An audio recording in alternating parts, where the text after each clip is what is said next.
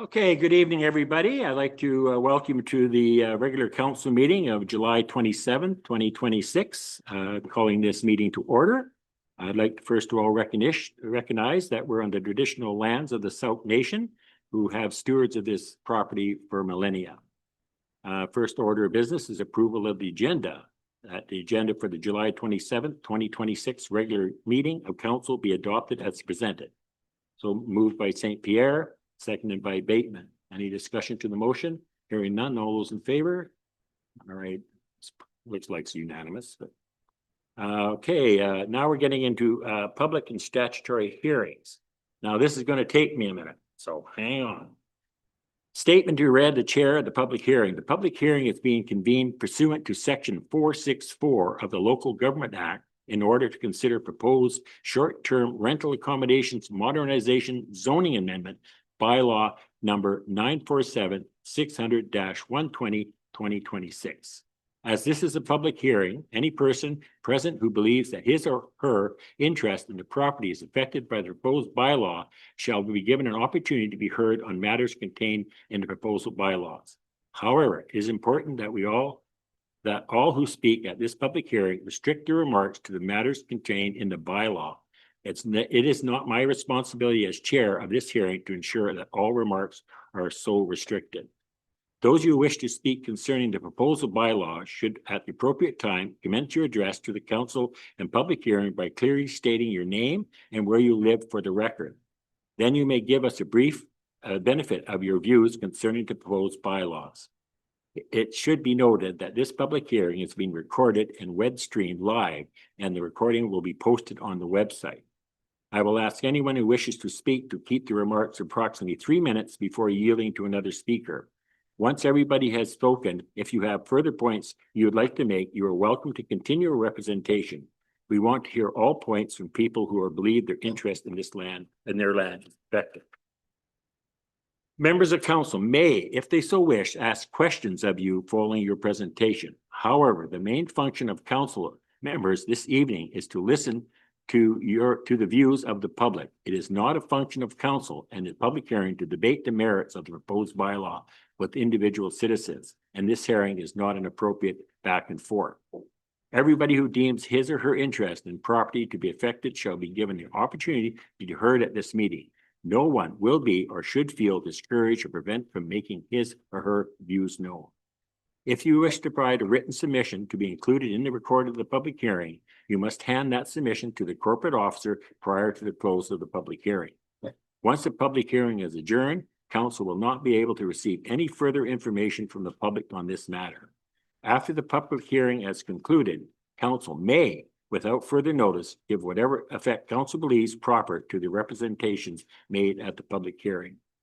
During the course of the public hearing, people sometimes become enthusiastic or emotional. Regardless of whether you're in favor or opposed to any particular application or argument, please refrain from applause or other expressions of emotion. Restraint enables others whose views may not coincide with your own to exercise their right to express their views and enable all views to be expressed to be heard in an impartial forum as possible. Ooh, it's a long one, but that's the way it is. Okay, so now we'll call the public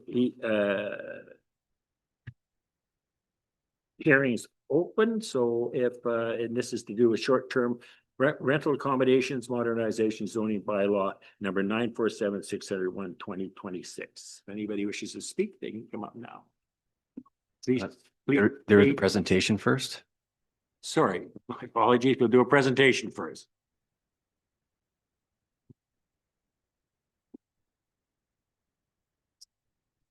Okay, thank you and good evening. This agenda item is related to zoning amendment bylaw number 947, which is intended to modernize the district's zoning regulations for short-term rental accommodation.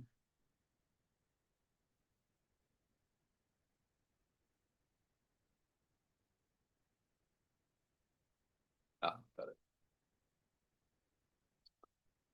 Okay, the purpose of this presentation is to provide context for the proposed amendment bylaw and briefly explain its provisions before council hears from the public.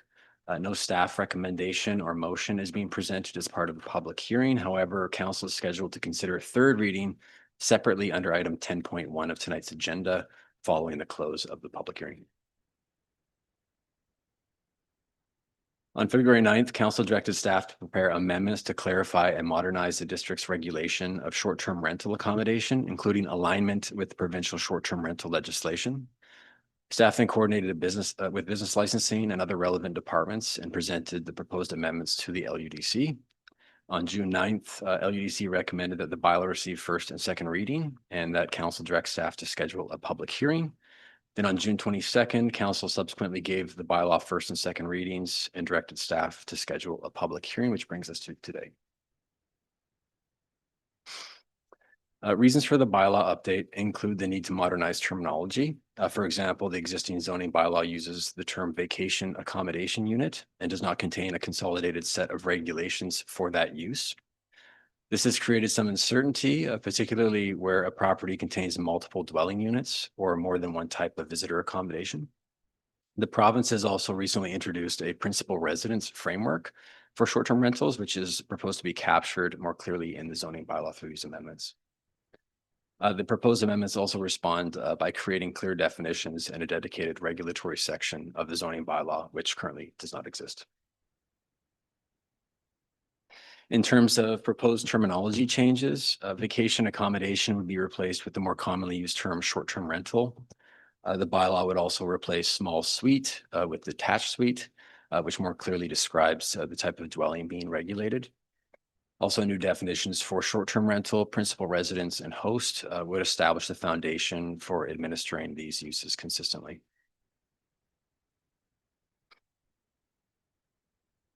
The proposed short-term rental framework is intended to mirror the provincial framework, which is based on the host principal residence.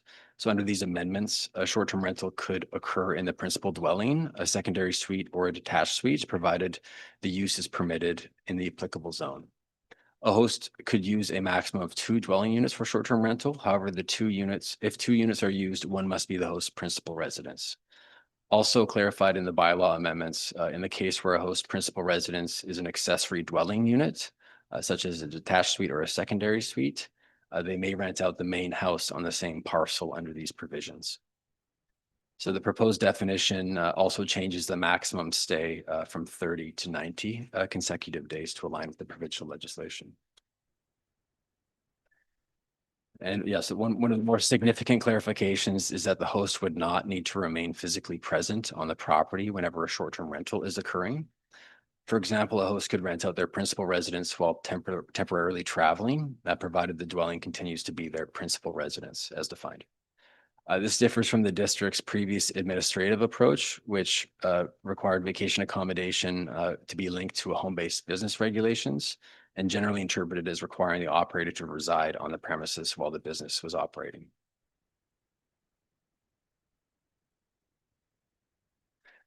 The amendments also intend to clarify that short-term rentals and bed and breakfast are distinct accommodation uses and are not home-based businesses. Each use would be regulated through its own definitions and requirements. The amendment would also prohibit a bed and breakfast and short-term rental from operating concurrently on the same parcel.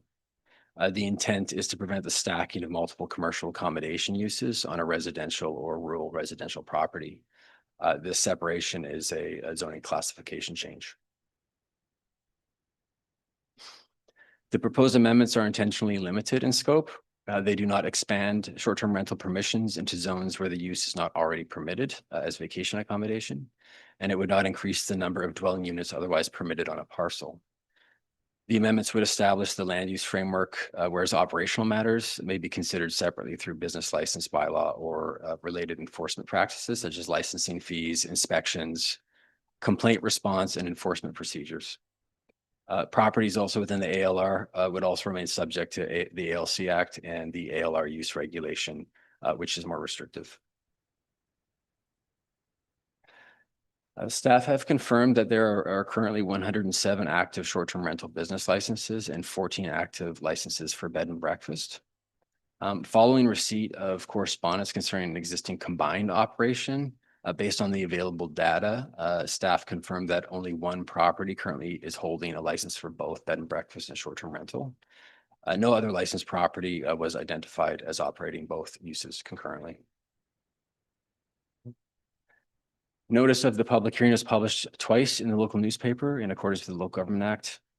As for the preparation of this presentation, as of the preparation of this presentation, 2 written submissions had been received, that one in support and one requesting the bylaw not proceed as drafted, or that an existing combined bed and breakfast and short-term rental operation be allowed to continue. Staff have reviewed the business license information and operating history of the identified property, and based on that review, staff confirmed the existing combined bed and breakfast and short-term rental use would be lawful non-conforming if bylaw 947 was adopted as drafted. However, the use could not be expanded or if discontinued for a period of 6 months, future use would need to comply with the zoning bylaw in effect at the time. The rationale for the amendment remains to prevent new stacking of multiple commercial accommodation uses on residential and rural residential parcels, and is consistent practice in most municipalities. That concludes my presentation. Again, once the public hearing is closed, council will have an opportunity to consider 3rd reading under item 10.1 of the agenda. Thank you. Thank you, staff. Now I will call on any individual that has a concern in regards to this bylaw to come forward, state your name and community you live in.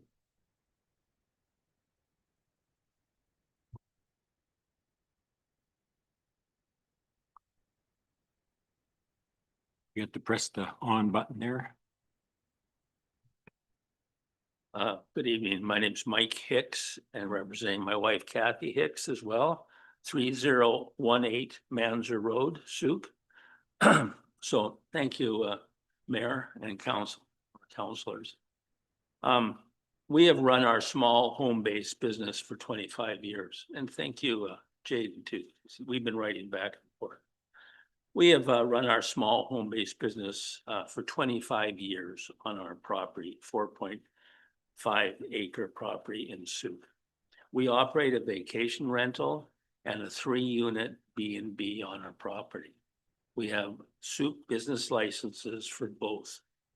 We also are registered with the BC government for the vacation rental. So basically all our ducks are in order for 25 years.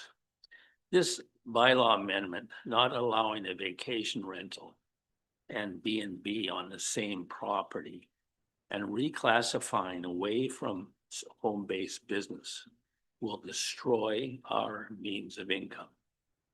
That's what it'll do. The District of Sooke staff are bringing forth this amendment to modernize Sooke's regulation on short-term rental accommodations. As far as we can determine, Kathy and I, we are the only parcel affected in Sooke, in all of Sooke. And we were never consulted. And the question is, why are you doing this? But anyways, the bottom line is we are directly affected negatively, and trust that you will not adopt this bylaw as written, or you will grant us lawful non-conforming status. Thank you very much. Thank you, Mr. Hicks. Is there anybody else wish to speak on this matter?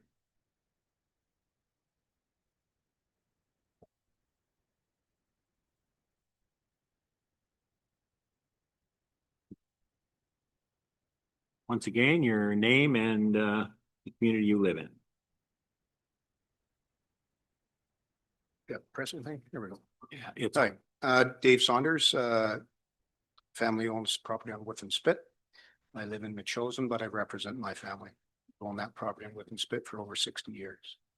I've supplied our CIO with a email. I believe there's overlap between the two issues respective of vacation and tourism, and the redefining of the land use. I don't believe in any of the reports that I've seen that deals with fair and equitable taxation with respect to either residential, commercial, or ALR. I believe some of what is proposed benefits ALR over and above what was just professed here by Mr. Hicks and Kathy, their long-term existence. I've been asked to speak because of the fairness. It doesn't really affect us so much because our property is ALR, so we would benefit. if we did have short-term rental on here, but it certainly wouldn't be fair to those other entities. I don't believe that we've done enough homework. I also believe that there's been 2 members of the land use committee that have prejudiced the process, and my email speaks to that. I can provide evidence to that, and I've circulated that to mayor and council, and that's through disclosure and whatnot. So I would just say maybe put the brakes on this until such time that you've fully researched the fair and equitable taxation related to the overlap with respect to what I've presented both at this council meeting and the previous. Thank you very much. Thank you. Is there any questions for the person speaking? Hearing none, will anybody else wish to speak? Hearing none, then I'm going to close the public hearing and go on to regular business.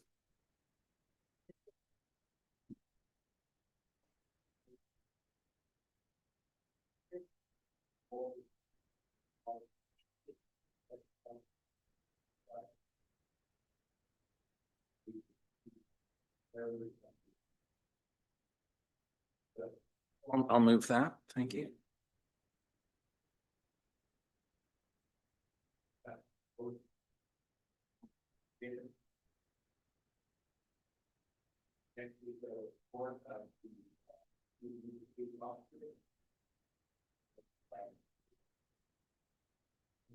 Yes, the only thing I wanted to add to the report was just a special shout out to the artists that have their artwork displayed on the new banners hanging around town. Megan and Kathy have some beautiful pieces there that are now decorating our town. And just want a special thank you to them and the Sooke Fine Art Show for supporting their work. Thank you. Any questions for our CAO in regards to that report? Yeah, I'll throw a question out. Okay, there you go, Councillor Bateman. Through you to our CAO, I know you have the Idle intersection is part. Can you give us the quick update for those who have not read the report? For sure. Through the Deputy Mayor to Councillor Bateman. The Idlemore update, the last update I am aware of is I believe they're planning on setting up in the Parks Yard as they're leasing some of the space for us during the duration of the project.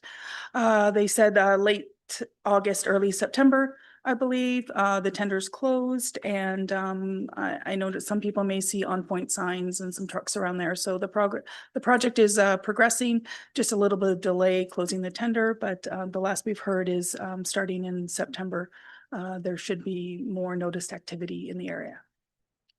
Thank you. Any more questions for us? And just in terms of road closures and hours of work, you have I think we've heard before that we're going to be sensitive to Sooke Drive. Yes, through the Deputy Mayor to Councillor Bateman. I know a bit, there'll be a bit more calm communications going out when we know a bit more from the province on the timeline. But I know I attended a meeting with the school district as well on this subject. Of course, they're concerned with casinos there, and the province is assured that there'll be a communication well in advance if they ever do need to close the road, they or divert traffic. It'll be obviously later on in the evening time, as well as during the school year. They will have fencing up on the site to ensure safe crossing for the children and parents. Drop-off areas will be repositioned in the short term. So yeah, more details to come on that, but they are aware of the issues and don't know the timelines if they do need to temporarily close the road for a certain phase of the project. Okay, thank you. Any other questions for our CAO? Hearing none, we'll proceed on to the public question and comment period. This is a time for any member of the public to come and comment about any other item that's on our agenda other than 10.1. You'll be given 2 minutes if you wish to come up and state your name and the community you live.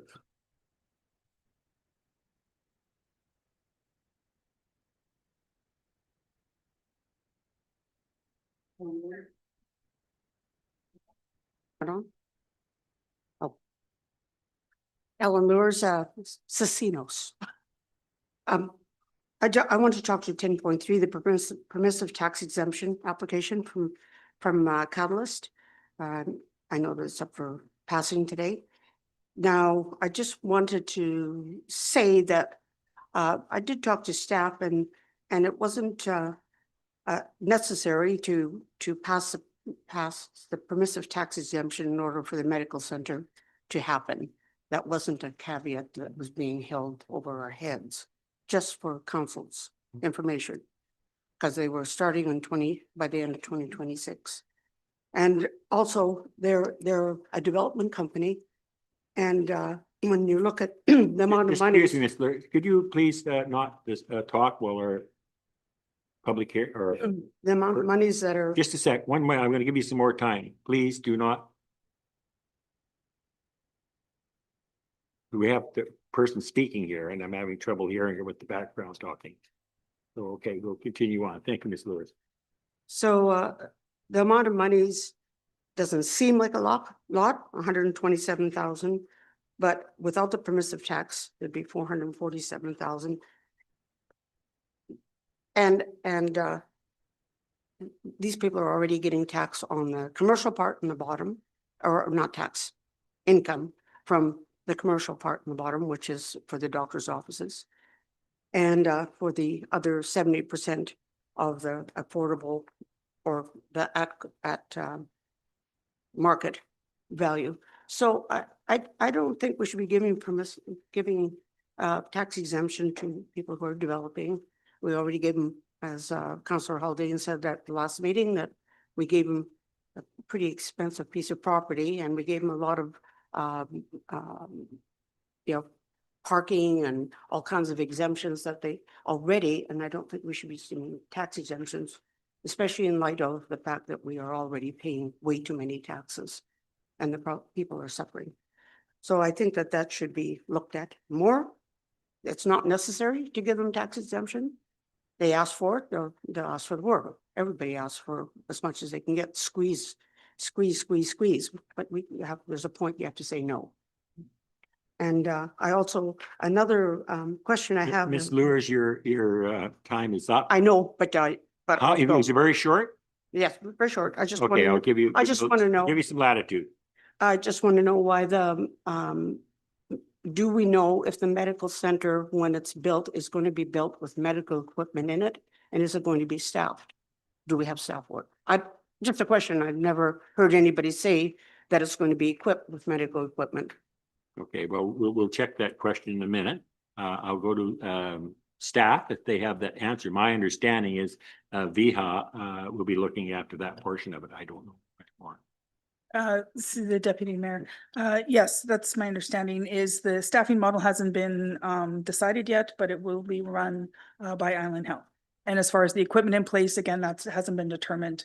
But as far as I know, like, it's not set up for X-ray. I know a few examples have been thrown around over the years. And so it's not, X-ray is not scheduled to move in there. That's a separate entity with a separate, I know they'll be reaching out to confirm if they wanted it, but Thank you. yes, it would be Island Health. Sorry. Okay, thank you, Thank Ms. you. Lewis. Okay. Anybody else like this opportunity to speak? Yes. State your name and your community, please.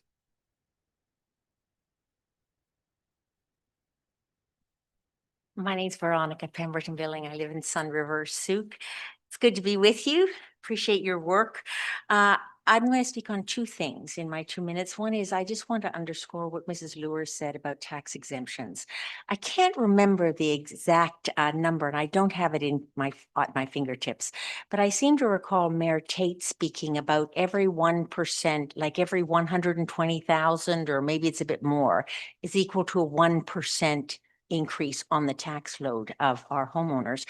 And so this is a serious thing. And I don't think to give the tax exemption there is to force pressure on the homeowners that are struggling so much. So I don't think we should be doing that. I also think the below market category is very confusing, a below market rent, because rents have been falling in Vancouver. So it is in fact possible for someone to offer or to have offered a below market rent last year that would be above market this year because the rents have been falling. So it's a bit of a questionable category. So I would just say that, and I'll leave that up to council. I wanted to speak principally on the ECOM. This is section 8.4 on the agenda, the ECOM 911 update and the projections for the increase over the next several years. And this is really concerning. And I know council's concerned about it, and I know everyone's concerned about it. And I think we need to be looking at alternatives. And I don't know what they are. I don't know if every single municipality uses this service, but it seems, or maybe there's some that have exempted themselves from it. I don't know. But I really think we need some creative, I would say in the consulting, out of the box thinking on this about how to create an alternative, because I just don't think we can sustain that level of increase. And I think we need to be pushing back and pushing back hard and being willing to not do it. Thank you. Thank you. Anybody else wish to speak? Come on up. Same thing, your name and the community you live, please.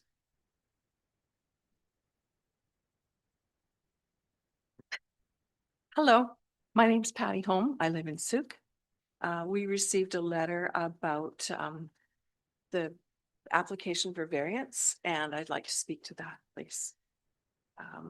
My family, my husband, who's written a letter already that you have in your email package, and myself and our other family member that share our home, we're all in agreement that we want to see this application denied.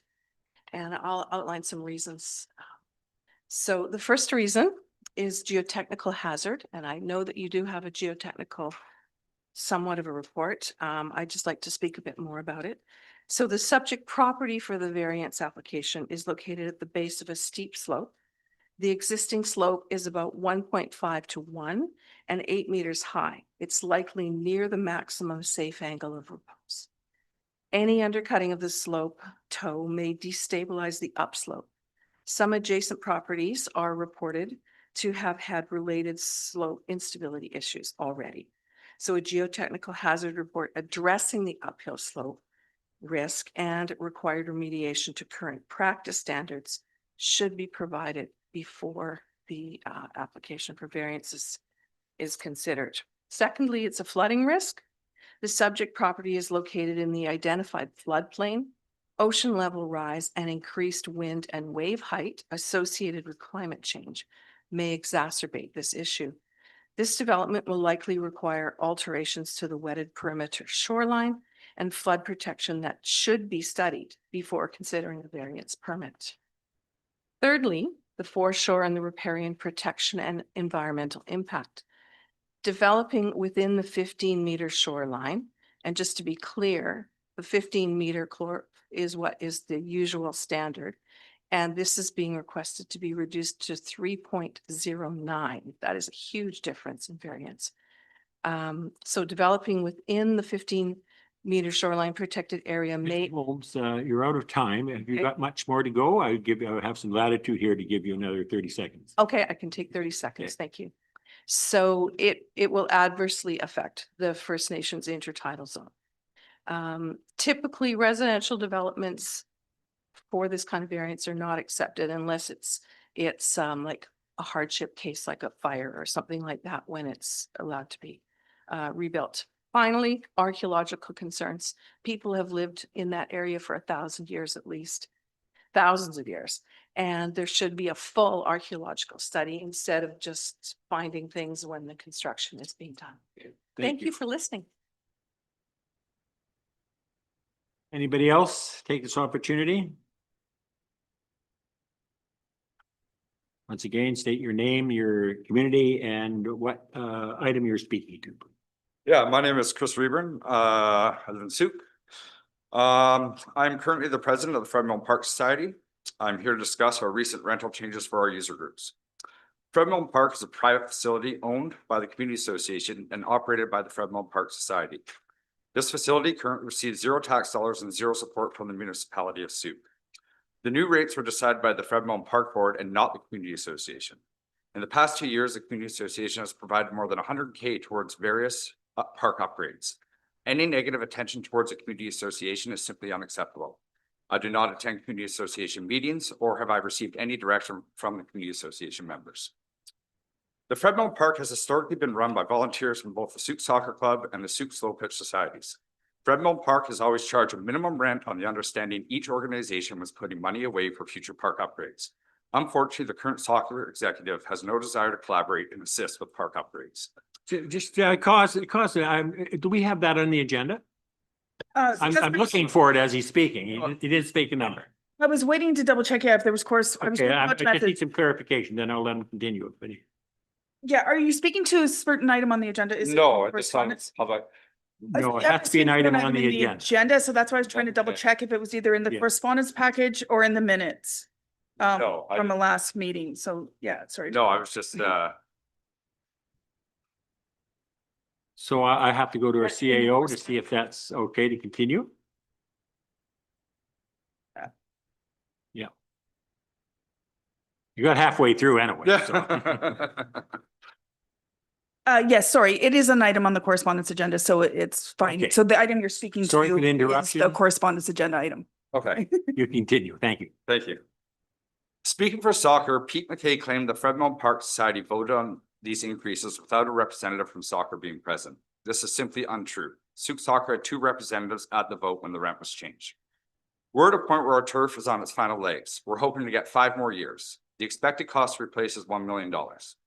The decision to increase our rental rates was not made lightly. Without support from the District of Sooke, we simply have no choice. If we suddenly have no turf field in 5 years, how would the community respond? This is more than a few soccer fields. This is more than slow pitch ball fields. This is the largest public, remember it's private property, green space in the District of Sooke.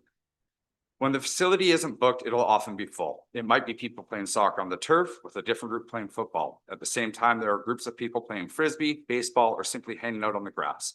Private or not, what you think of it or not, this is a public space the public uses, and we love it.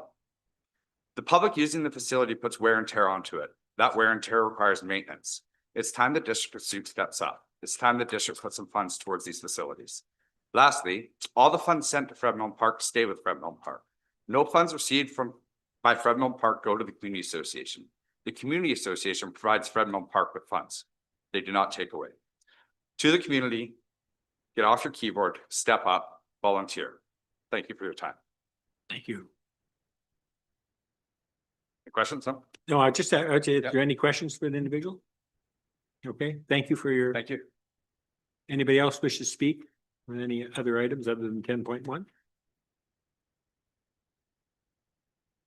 Once again, your name and Ralph your Blakestad. location and, Speaking to 6507 Water Street, okay. And your name again, I didn't catch that. Wilfred Klingsat, Klingsat. Go ahead. I've been endeavoring to build a building on this property for 2.5 years now. And I've had all the variances passed, and at the last committee variance were passed. They brought up the point that the district said I would have to pay $107,000 for the road frontage. I was confused by it, and I sort of agreed to it, but I'm really against it. And I'm hoping council will give consideration for the hardship this places on me for $107,000 added to the costs that I've incurred already. I'm about $100,000 into this thing without even a building permit. So I'm just asking you guys if you could just consider this, to lower it down, or anything would help. Okay, thank you. I'm sure we'll take that into consideration when we discuss that later on Thank today. you. Thank you. Anybody else at this time? Okay. Once again, your name, your community, and what item you're speaking. Dave McClyman, Sooke.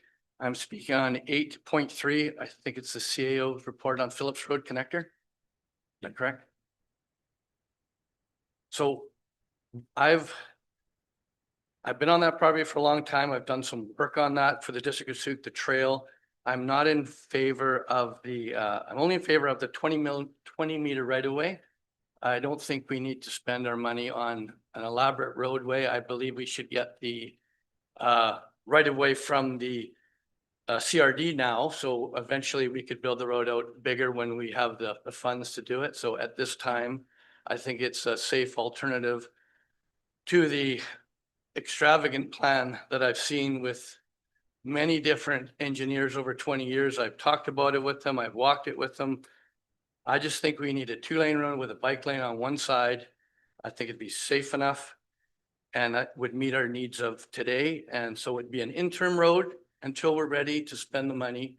I don't think the taxpayers are going to want to spend that much money, and it's going to fail and we won't have a road. We need a road. We've been talking about this for 30 years, and it's time that we get it done.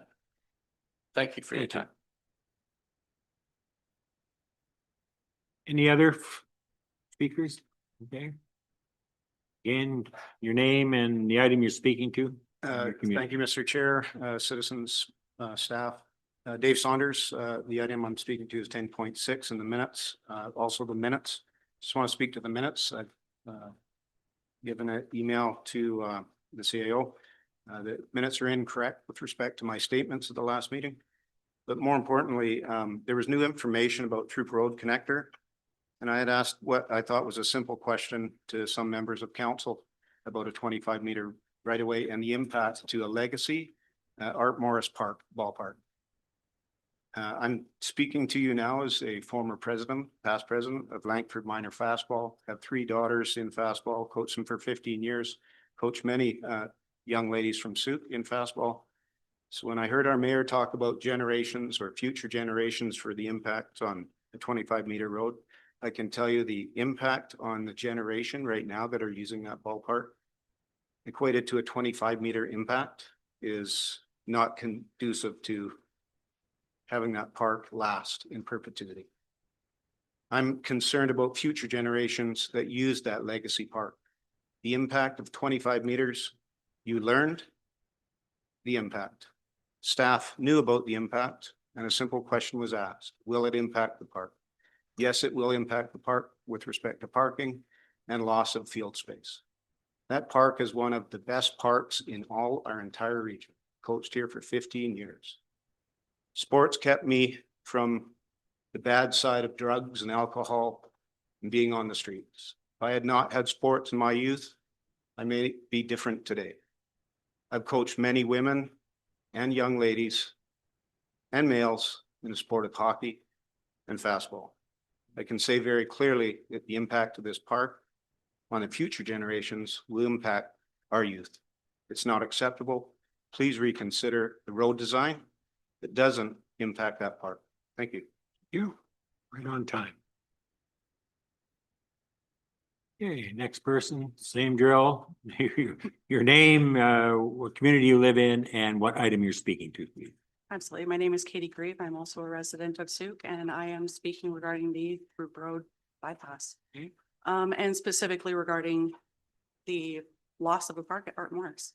I grew up playing on that park. My brother did. My dad did. I have spent a lot of time giving back to Sooke as well. I can speak from experience that we do not have enough youth fields anywhere on this island. And there's already concerns from other leagues, be it baseball, soccer, football, as to where they can find field space to play. Losing a field at Art Morris is detrimental to that. It's really unnecessary. I agree with Dave that we do not need a 25-meter bypass. It's absolutely unnecessary. Adding in a bike lane, absolutely. I can see that being very beneficial, especially with the school very close by. But anything more than that is frankly ridiculous and a misuse of funds. So, and that's essentially what I have to say about that.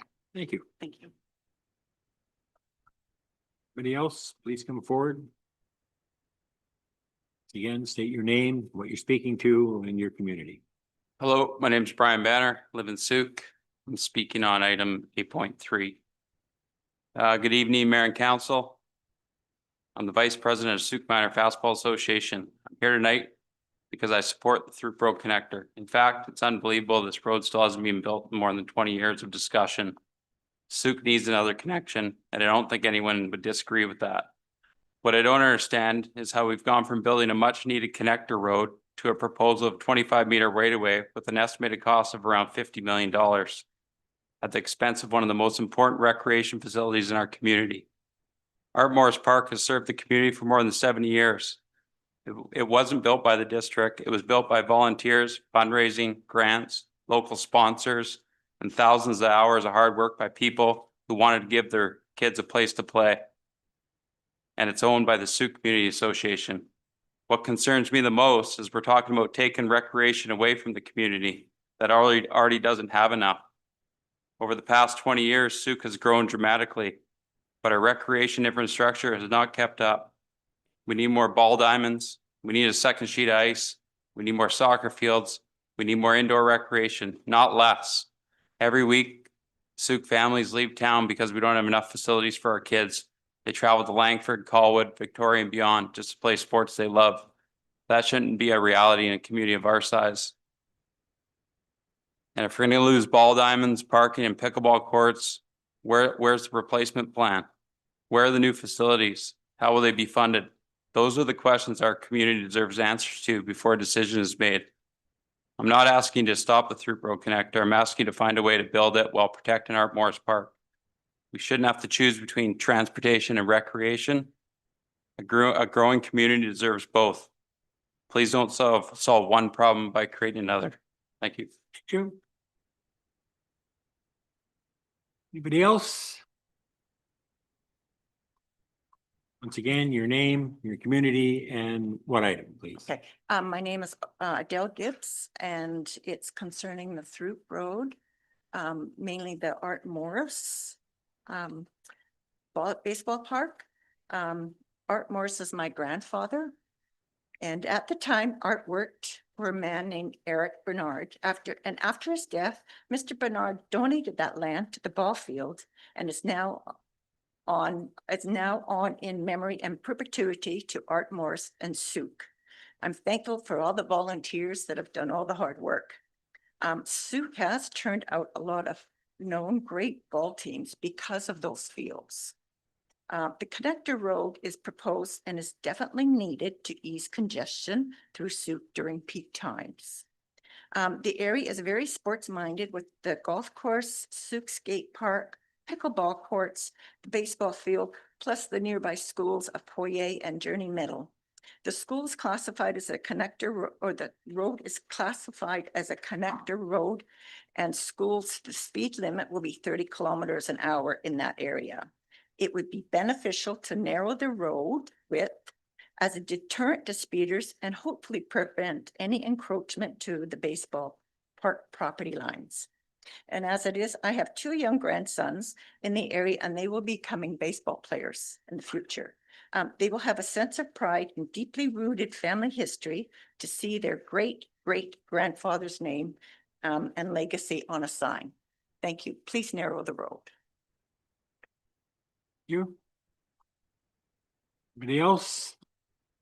Again, state your name, your community, and what item you're speaking to. Okay, my name's Matt Banner, speaking item 8.3. I was born and raised in Sooke. My family's lived here for over 100 years. Like many of the kids raised here, I played fastball. Some of the best memories I have are playing sports in general. As the kids got older, we had to leave sports to play elsewhere, and Sooke didn't have the leagues nor facilities to support higher levels of play, with the exception of fastball. I have 2 active sporty sons. I don't want them or the next generation of Sooke athletes to have to leave Sooke to play competitive sports we love because we have no facilities left. I've been following council's discussion about the Throop Road Connector, and I struggle with it from an industry perspective. I agree this road needs to be built. What growing community with any sort of plan doesn't have a bypass road? I'm blown away at the costs. I'm shocked at the notion we would sacrifice the softball fields my family and friends have spent thousands of hours building and maintaining, and they're still in good condition. Professionally, I'm a general contractor with over 20 years of experience in road construction, underground servicing, and land development. Listen to council discussions, it seems to me there's only a few councillors that recognize this as a complex engineering project with more than one path to a safe and effective outcome, performance and financially.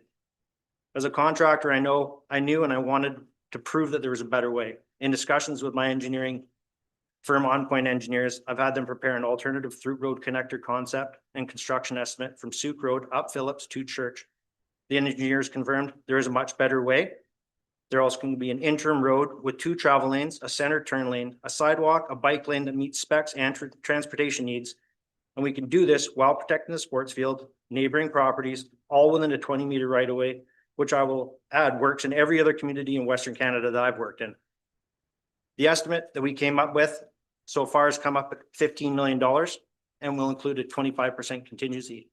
That's a fraction of the cost being recorded, recommended by the majority of mayor and council. This shows the road can be built sooner. It meets and needs any safety requirements. It can protect recreation. It can preserve the option to build the ultimate road if and when it's ever needed, which I don't really feel that it would need to be in the community. Mr. we have. Banner, you're just out of time. How much longer do you need? 2 lines. Okay, go ahead. Most importantly, we'll build a road when we can afford it. Thank you.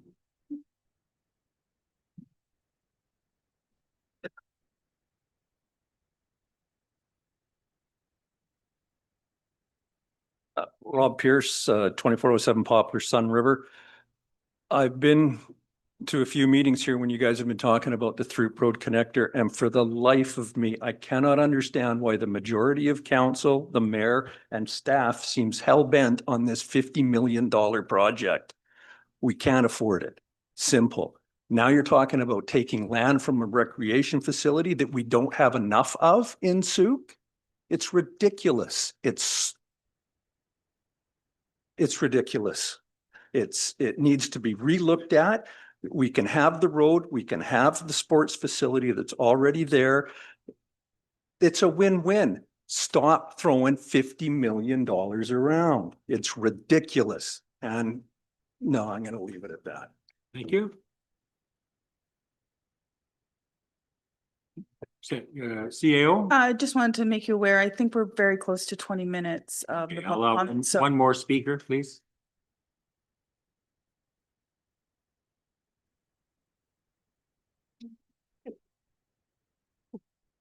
I too want to speak to the Super Road connector, as I've spoken before. I think it's ridiculous that we're looking at building something bigger than our Sooke Road, our highway, looking at a bypass. It's ridiculous. It's 25 meters is way out of whack, and I do like what Mr. Banner proposed, and I hope that council would go back to this and look at this and say no to this $50 million question going on our referendum. I think it's totally insane. And talk to the people that live here. There's a lot of people that know, and I also had 5 grandsons that went through that ball field.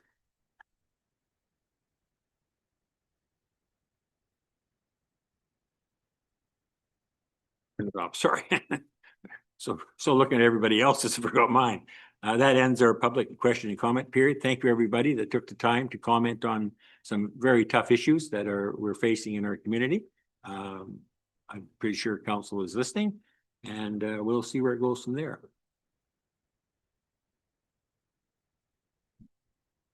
Okay, well, now we'll go to the consent agenda. That the following items in the consent agenda be adopted as by consent: 8.2, 8.3, and 8.4. Is there anybody want to pull any of those?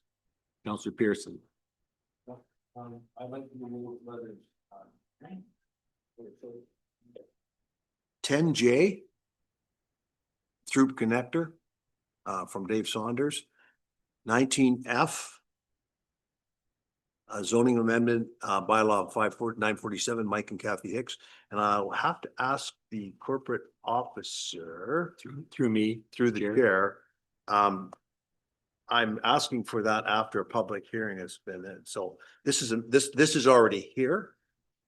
It's in the agenda. So it's acceptable? It's not, we're not receiving more information. It's my question. through the deputy mayor to Councillor Pearson, that's my understanding is it's not new information. It's already been included on the agenda. Just now that the public hearing is closed, council is not allowed to receive any new information. Okay. So I this just is wanted not to be clear. I considered. didn't want to jeopardize the public hearing. Thank you. And 22.1 engineering safety matter and petition from Ms. Parks, T Parks. Those 3 Okay. items, please. Thank you. All right, so then all those other items. Councillor Beddoes, can I? Sorry, pull sorry, one as Councillor well? Bacon, go ahead. Yeah. So I'd like to pull 8H, Ella Beach Behaviors, Fred Brown. Okay, that's recorded, and yeah. Mr. Haldane, sorry, Councillor Haldane. Yes, please. I would like to take out 7G and 18E. So my understanding, and correct me if I'm wrong, CAO, that will come up at the next meeting. Correct. Thank you. All right, with that, we have a vote on all the other items. We removed those from this correspondence, the 8.3 and 8.4, so we have a motion. So moved by Councillor St. Pierre. We have a seconder. Councillor Pearson. Any discussion to the motion? Hearing none, all those in favor? That's unanimous, thank you. Report of the chief, and already had that, right? 9.1, good, thank you.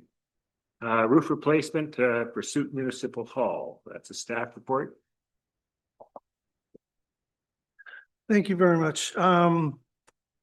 Staff went out to a tender for the roof replacement for this building and some work on the siding. We received 4 bids. Only one was a qualified bid or compliant bid, I should say. The other 3 were not compliant. Therefore, with a compliant bid within budget, we are proposing to award to Regal Roofing for $234,754. So that's our staff report. Any questions from council? Councillor Pearson.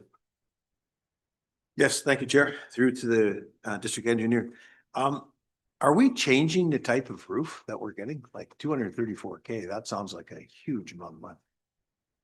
What's the price per square meter or square they used to call it when I used to put roofs or deal with roofs? Through the deputy mayor to the council, I can't tell you the cost because that would be proprietary information through the bid. It is an asphalt roof, which is pretty standard for a building.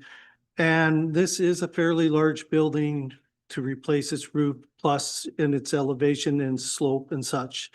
So that's not, in my mind, too unreasonable, the dollar amount. And that is what we were looking at when we budgeted for this project in the 26 budget.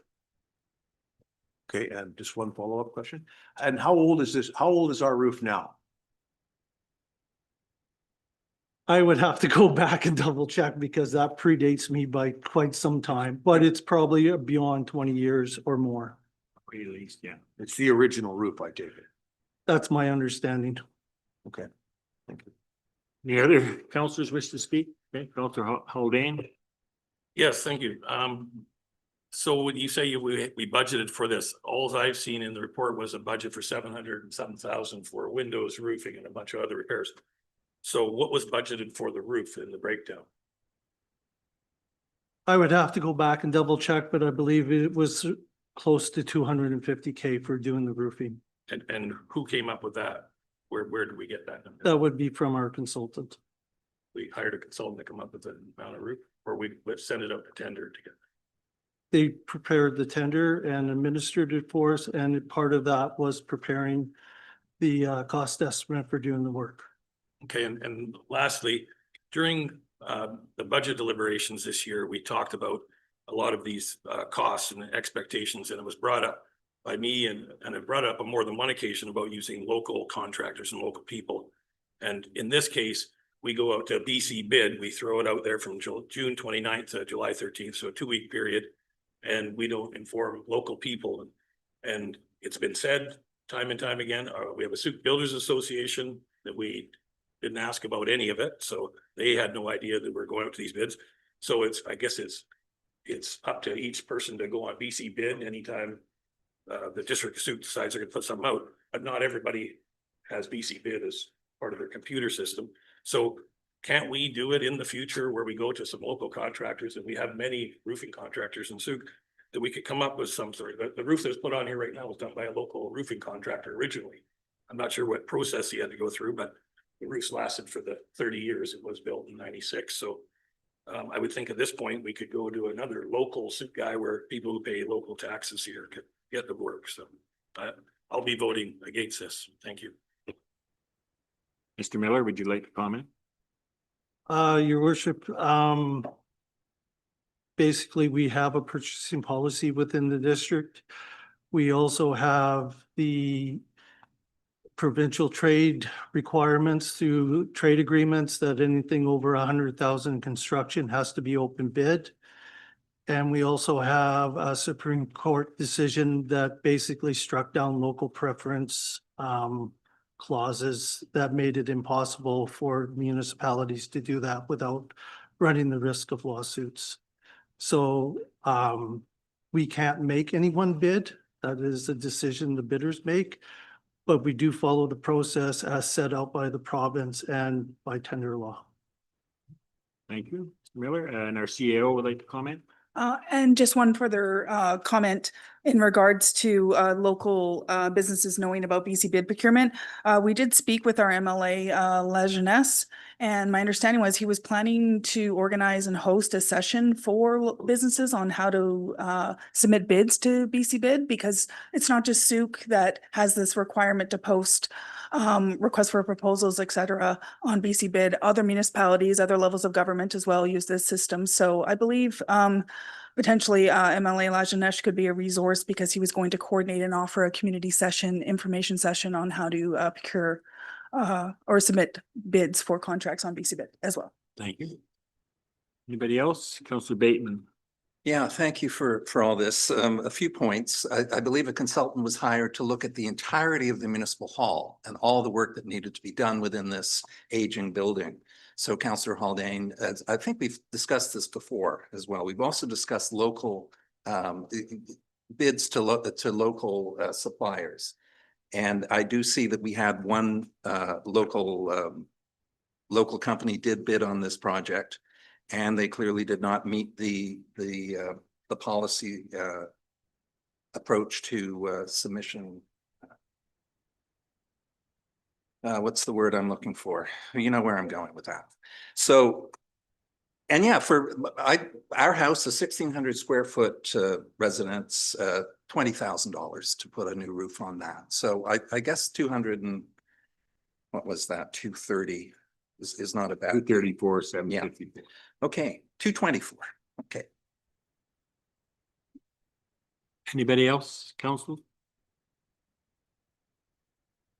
Okay, then hearing none, then I'll call for the motion. The council award the roof replacement the Sooke Municipal Hall project contract to Regal Roofing in the amount of $234,754 excluding GST. Do I have someone making that motion? Councillor St. Pierre, do I have a seconder? Councillor Bateman. Okay, any discussion to the motion? So Councillor Pearson. Oh, sorry. Yeah, sorry. I should go to the movers first. So we'll go to Councillor St. Pierre. So I appreciate Councillor Haldane's points about trying to hire local people, and I think that's actually what we should be doing. Having said that, we are constrained by the Supreme Court and various other nonsensical rules to not do what makes more sense for our community. I think the work that the staff has done on essentially keeping us more or less under the proposed budget of the contractor and getting the job done makes sense. I feel it's unfortunate we're still using asphalt when we probably should be using metal, even though it's more expensive, but it lasts a hell of a lot longer. It doesn't burn.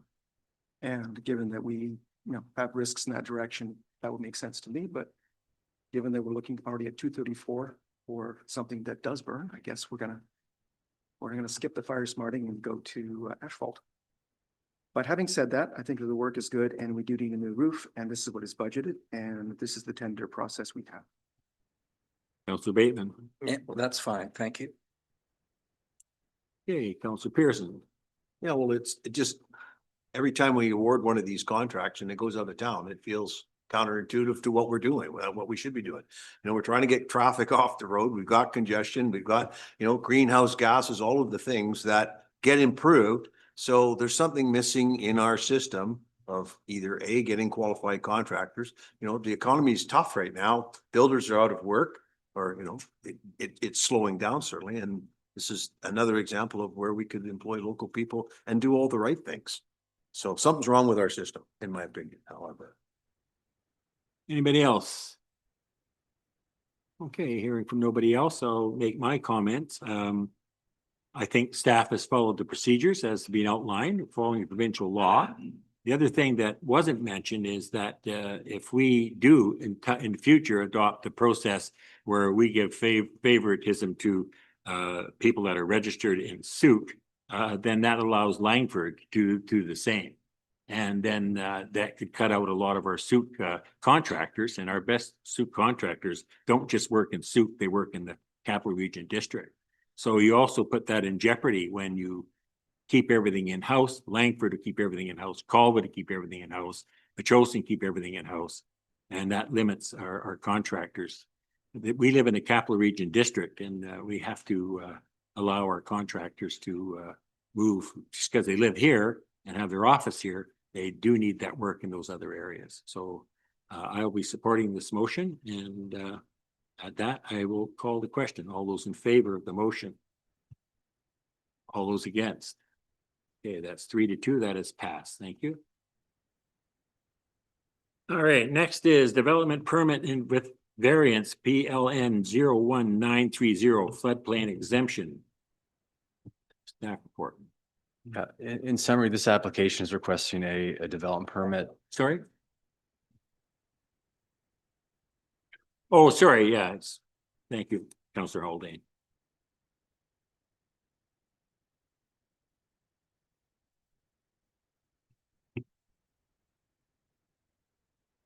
Yeah, so in summary, this application is requesting a development permit, floodplain exemption, and 2 variances to accommodate a proposed duplex development at 6507 Water Street. The zoning variance proposes to reduce the 15-meter setback to the sea to 3.09 meters for the dwelling and 1.2 meters from the deck. There's also an SDS bylaw variance proposed to exempt the applicant from required frontage improvements at building permit. The floodplain exemption is proposed due to the dwelling being proposed within 15 meters of the sea. And a development permit is required due to the activity taking place near the shoreline and with steep slopes on the property. The LUDC considered this application on July 7th and supported the staff recommendation, which was to approve the development permit, zoning setback, variance, and floodplain exemption while denying the requested frontage improvement exemption variance. Just one thing to note is that this item was inadvertently approved through the July 13th consent agenda before the required notice for the variance request had been completed. So the first motion therefore rescinds that approval. Notification, I can confirm notification has been completed, and the remaining motions return the application for council's consideration in accordance with the LUDC and mirroring the staff recommendation here today. So with that, staff are available for questions, and the applicant is also in attendance, I believe, still, if there are questions directed directly for him. Okay, we can either do it with having the motion on the floor, but I think I'll have council ask questions now. They have some for staff. Anything? Councillor St. Pierre. So recall that the cost of $107,000 for the frontage improvements was based on a cross-section, which I think council tended to think was probably more than was necessarily needed for that particular area for Water Street. My understanding is that there would be the possibility of sending this back to staff to look at an alternative cross-section that might have a reduced cost, because that would make sense and would actually reduce the cost for the applicant.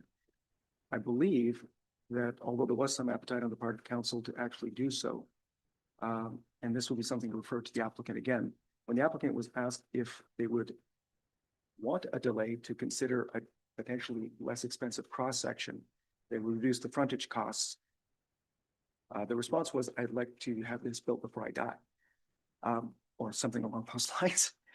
So I was curious at this point in time, and I guess that might not be a question for staff so much for the applicant, what does the applicant actually prefer? Something more immediate, get her done, or more time spent to reduce the cost of frontage potentially? I hope so. Yes, you may answer. Yeah, you come up to the mic. Okay, I can repeat and try and explain, because I think it's important that you be very clear on what's being suggested here. Right now, the only way potentially we have to reduce your frontage costs is to look at a treatment for the road, with sidewalks and so on, that is less than what is presently being asked. And it doesn't make sense to quite put as much as being asked in that particular road because that's a small area. It doesn't make sense to necessarily build that out that much. So if we went back to staff and said, we need maybe a different alternative cross-section, chances are we could come back with something that's cheaper than $107,000, but it would take more time. And when you were previously asked if you were willing to take more time, you indicated not. Can you turn his microphone on? Turn it on, turn the mic, please. Right, no, on the long stem, bottom of the long stem, Other one. other box. Always got off. So just to clarify. Sorry, I thought, I was confused and I thought I was gonna get the building permit the next day and was explained to me after, no, you're not, blah, blah, blah. So I would have asked then it be reduced. I went along with this thing for about 2.5 years and nobody ever mentioned this until that meeting that they would bring this up for $107,000. So it was a big shock.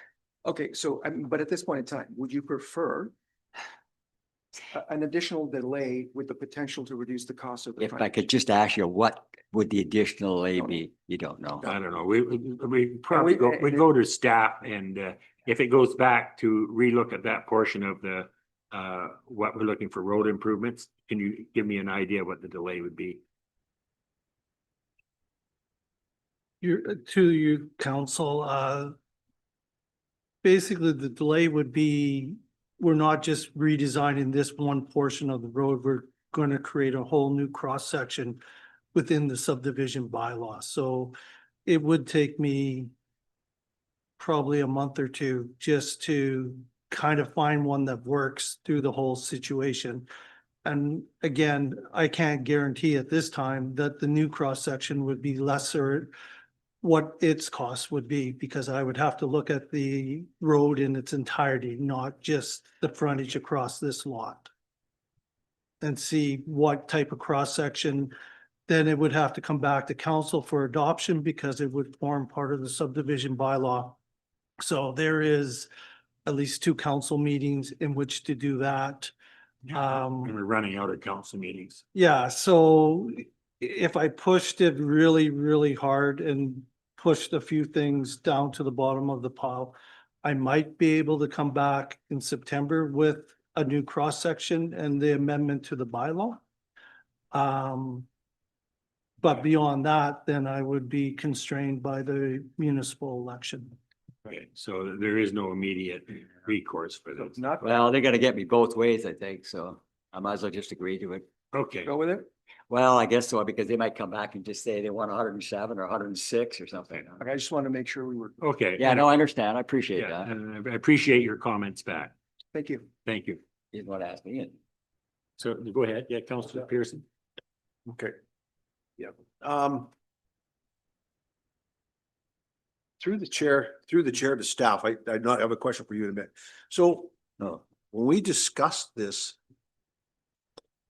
in previous meetings, it was our request to consolidate these lots where there wouldn't have been any road frontage required, right? Like we kind of debated that whole point, is that because they consolidated, and my opinion is that we actually just took 3 lots, waterfront lots, that had most of their land in the water, and somebody, and I think wisely, said, well, if we put them sideways, we can make a building site. It's a pretty, we heard from one member of the pretty treacherous site to even kind of work with, but they've done all the work. Can we pass all the parts? My question to staff, can we pass all of the amendments with the exception of the road frontage improvement and exercise cash in lieu? Through the chair. That's for staff to answer, please. Sorry, yes, through the deputy mayor. So what's being requested right now is cash in lieu? No, my question, 2 parts. Mr. Rod, our manager of community planning, through the chair, is can we pass we've got, how many variances that we have here? 1, 2, 3, 4, right? Can we pass all 4 of them with the exception of the road improvements and then discuss that last one. And I have an idea, and I'm not gonna surprise anybody. My idea is to pass those and then ask staff and the applicant to negotiate a cash in lieu settlement. Because I really believe this is one of these weird things. We consolidated those 3 lots. If he hadn't consolidated those lots, even though there are treacherous lots on the hill, they could be built without road improvements, right? So- If they hadn't been consolidated, they could have been built without road. I Possibly need an to the answer deputy from mayor. Staff, yeah. Possibly, yes, for your last question there. But I'll confirm here that procedurally, yes, council can of course pass all the motions with the exception of the last one for frontage exemption. But when talking about negotiating for cash in lieu, right now, the discussion is about cash in lieu, not construction. That's a statement. That could go out. Thank you for that answer. So I have to go back to our corporate officer or CAO, the procedurally, I'm not familiar with this one. To the deputy mayor, I believe if I'm understanding, Mr. Riley correctly, council can pass all those motions and defer commentary on the last motion in regards to the frontage. However, we'll still be in the same situation of delay. So I guess if Councillor Pearson was going to come up with alternative motion, maybe potentially, is that what he's looking for? We would just need to understand what that looks So I like. just need a little bit of recap for my own mind. Even if we separate this, we're still looking at delays in getting into the election. And the member applying for this, the citizen said that he wasn't really in favor of going on and on about this. That's what I heard. So Correct. I don't see if we separate it, we're just doing much the same thing as before, throwing it back to staff to negotiate with the applicant. And then we're right back at the same position we were before. So it's just a different avenue to get there. It still delays, and the applicant said that he wasn't in favor of any more delays. So yes, sir, Mr. Riley. Yes, just one point of clarification. So with the all the permits, floodplain exemption variances being proposed, all of them are contingent upon each other in order for this project to move forward, with the exception of the frontage exemption variance. So if the variance to the sea, the variance to the floodplain exemption, and also the development permits, if those are all approved together, the project may move forward to building permit. The only thing that is a barrier potentially for the owner would be the cost of the cash in lieu payment of $107,000 in accordance with the STS bylaw. So that could be separated out. It would, Okay, it would all right. stop the That's project the from clarity that I forward. needed. Yeah. So it will not affect the issuing of the building permit or he can go ahead with the construction. Now, then the negotiation starts about the $107,000, whatever it is. So what I need from the CAO, what procedure is, we just separate, just a sec, I'm just asking the CAO question first, now come to you, Councilor Bateman. Through the deputy mayor, I believe you can put forward for council consideration the 1, 2, 3, all of that motions, and for now, call the question on those if council is supportive of that, and then defer the conversation on the last motion, which is, and that council deny the subdivision. If Councillor Pearson or others want to have additional conversations on that. If you would like to close the loop on all of the first item, I hear what you're saying. you can read out all of those items. I think I can do that by chair to separate. Correct. Correct. Yes, yes, I- and yes. I will do that as chair to separate, and we'll vote on the first ones. Just a second, I'm going to go to Councillor Bateman first. That's my plan until I hear differently. Councillor Bateman. Yeah, so thank you. So before we jump to a conclusion here, we need to very carefully consider the submission tonight from Jeff Holm and his wife Patty. Jeff Holm being a professional engineer and a near neighbor of this property.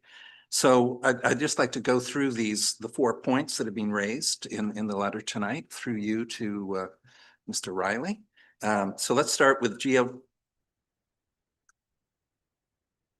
geotechnical hazard.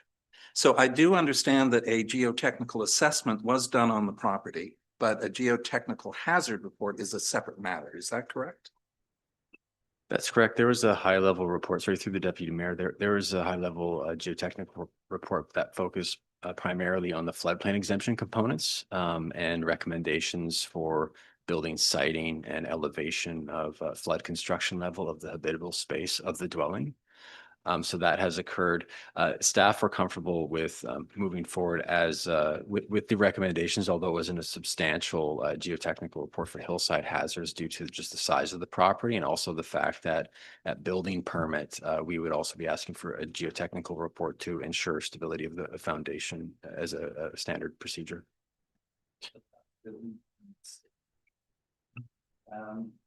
And sorry, just to add to that, there's also some specific sediment and erosion control measures that are in place from the qualified environmental professional report that's included and makes up a condition of the permit. So the second point raised was flooding risk. Hello. On the microphone, please. Thank you. You've got the team doing this work now. Thank you, Rachel. Yeah, so flooding risk. That I believe was dealt with to a degree in the let's see, we had an erosion and stability assessment was done on this property, environmental overview. The flooding, is it? Speak to that, please. Yes, so the District of Sooke has a floodplain regulation bylaw, which development must abide by, and it requires there to be a 50-meter setback from the high water mark of the ocean. And also a geodetic elevation of a certain number is 1.5 meters, or if there is flood mapping data available, which there is now, just recently actually through the CRD, it must meet that minimum, and that accounts for things like wave action and sea level rise. So we have confirmed that the proposed geodetic elevation of the habitable space of the proposed dwelling is 3.62 meters, which is adequate and would be considered safe for the intended use as per the professional report that's attached to the permit and report here. Thank you. You've spoken to all this at the Land Use and Development Committee meeting, of course, back on July 7th. But just to finish this, foreshore and riparian protection and environmental impact. Now, I know there was a referral from who?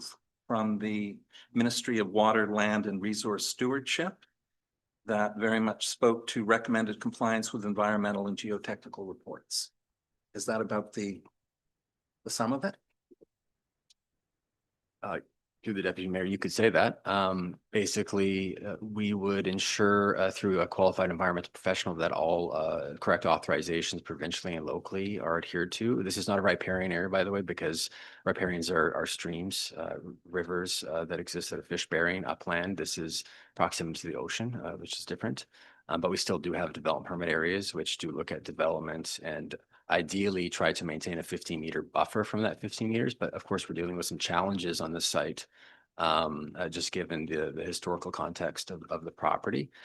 We did our best to work within our guidelines as per the recommendations of the QEP to support this proposed development with all those mitigation measures that are actually components of the permit and its conditions.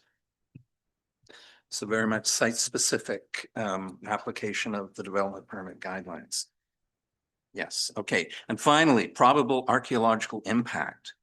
Now, there was a referral as well from the archaeology branch, which does note that there is a very high likelihood of archaeological evidence at this site. And they noted archaeologists recommended prior to excavation. How does that play out in this project? Yes, so these referral comments and advisory comments would make it in their way to the development permit itself. And we would follow the provincial guidelines through the Heritage Conservation Act for chance find procedures. So that's in all of our permit language. We do note that there's high potential to discover artifacts potentially around shoreline areas. So if they are found and there are the correct professionals on site, that would stop work and follow the correct procedures. Okay. And of course, the Sooke also recommended that as well. Okay, so thank you. Okay, thank you, Councilor Bateman. Anybody else at this point? Otherwise, I have to back up the bus a bit, but we'll start with Councilor St. Pierre and then go ahead. I just want to clarify something that did come up that had not come up during land use committee. Through your. Go ahead. Okay. So my understanding now from the questions that Councilor Pearson made and the answers received is that there may actually be opportunity to completely separate the matter of the frontage from the other, for the permit to go forward. And for example, for Mr. Miller potentially to have time with a bit more leisure to look at what would be a suitable cross-section for that area. Is that correct? And that's that to anyone who. Mr. Miller, do you wish to comment? Yes, through your worship to the counselor, yes, it does give a little more time. You have to remember, we are amending the subdivision bylaw, so there is a procedure we will have to go through to create this cross-section. And through that bylaw, it's either build it or cost in lieu. So there will be a cost associated with it.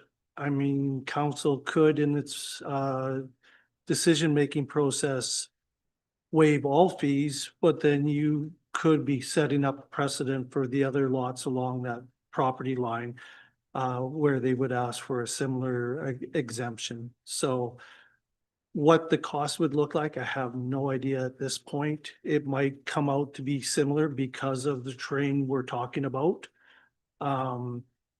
It might be the same or it might be less, but by how much less, I wouldn't be able to tell you, but it would take some time to look and come up with a new cross-section and add it to the subdivision bylaw.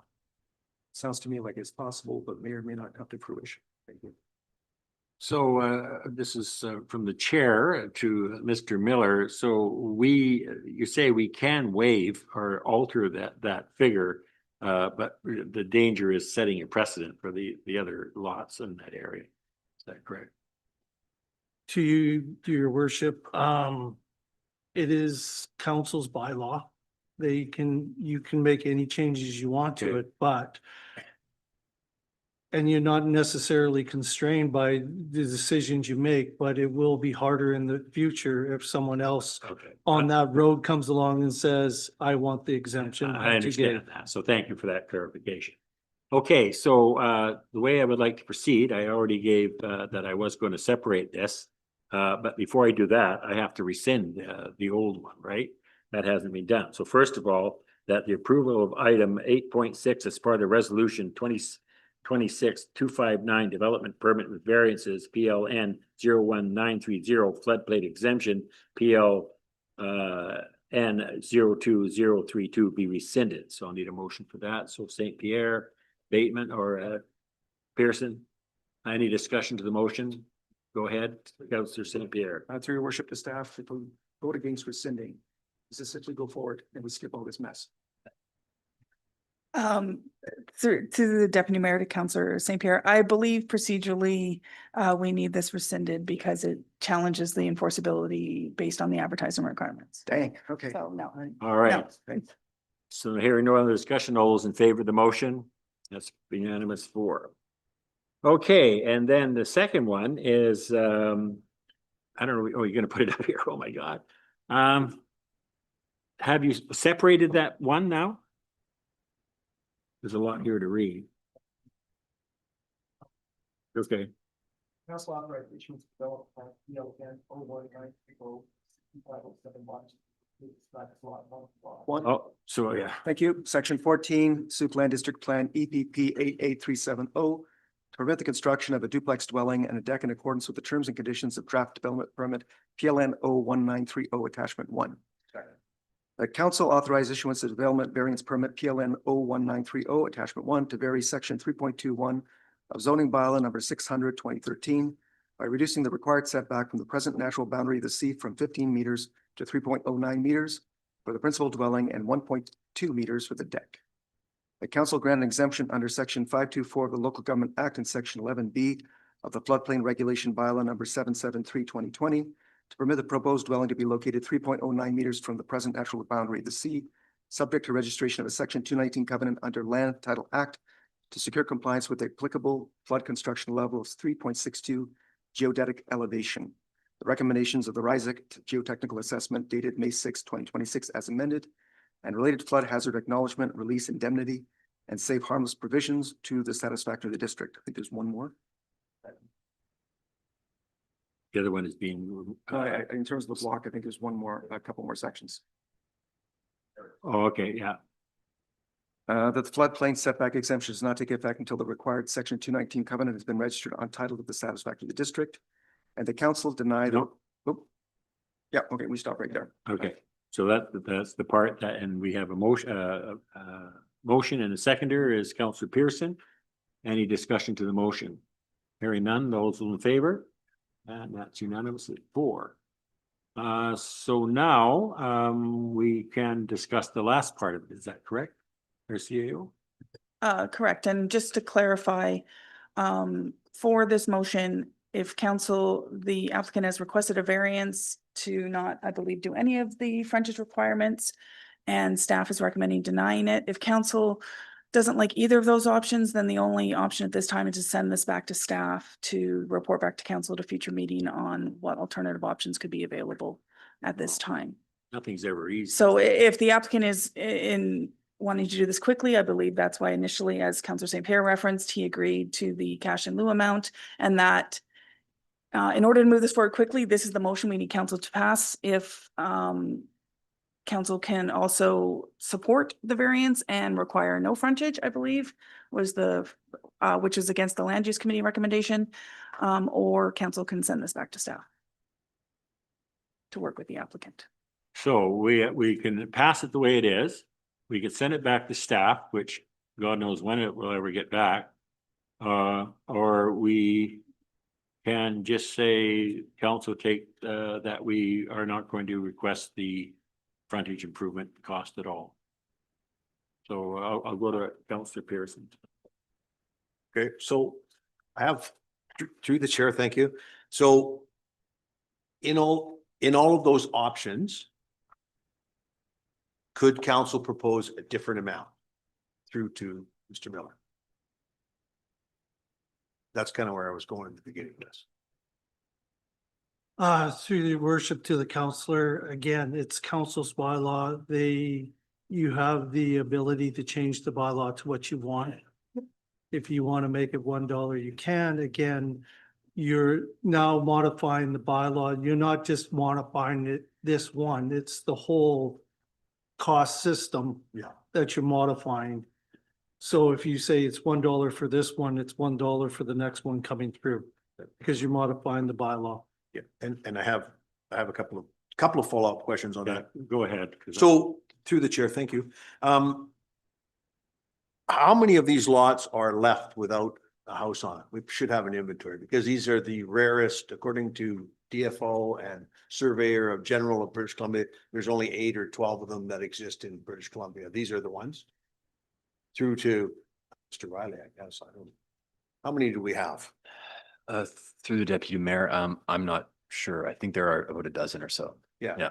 And so, and we understand that the survey pins are actually out in the water. Is that correct? The parcel boundaries stretch out into the ocean. Yeah, so that they, and somewhere along the line, 10 or 15 years ago, we heard that there's actual, that's where the property goes to. I don't know whether the ocean came in or whether somebody went out the survey. I don't know that part, and I don't, it's irrelevant probably.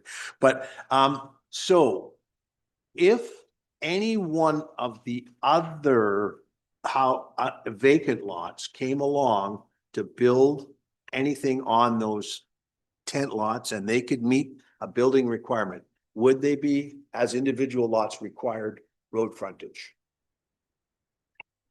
Through the deputy mayor, depends on the trigger. The SDS bylaw triggers frontage improvements for certain types of dwelling types. Yeah, but if, okay, because we learned last week it was a duplex.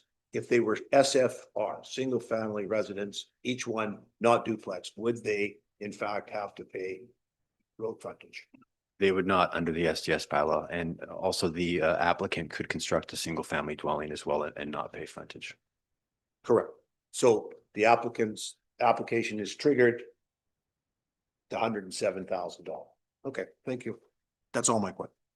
Okay, I guess with me, I don't feel comfortable modifying the bylaw number 925 to 2025. That is too far reaching. I am very sympathetic to the applicant, and I'm struggling to find a way to save him a few bucks on this because he's put his life and soul into this development. And he did say that he would accept it as it is, you know, rather begrudgingly, but he did say that. So I'm willing to deny the request for variance because it is too far reaching to make any further changes down the line. It affects too many properties for years to come. So at this point in time, I'm not prepared to do that. There's another system that can find some relief for this gentleman. I'd be more than happy to explore it, but I don't see it with what we have here. Councillor St. Pierre. I agree that making changes to the bylaw itself will have far-reaching consequences. We know that the public would like to have access to that area and that improvements down at some point are going to be needed. And this is pretty much the only way the district has to pay for it, other than putting more taxes on residential taxpayers, which they really don't need. So that's why development is expected to pay for this sort of thing. Having said that, I'm still struggling because the cross-section that we observe and that is being suggested for this particular area seems to be somewhat more than necessary. I don't necessarily know it's going to cost a whole lot less, even if it was a different cross-section. But having said that, I would be interested to know from staff whether or not it's possible to have language that would allow, once that new cross-section, because I predict we'll want a different cross-section for that area. Once that's determined, could we have a refund or a different cost attached for the applicant? Is that actually a possibility, or is it just too challenging?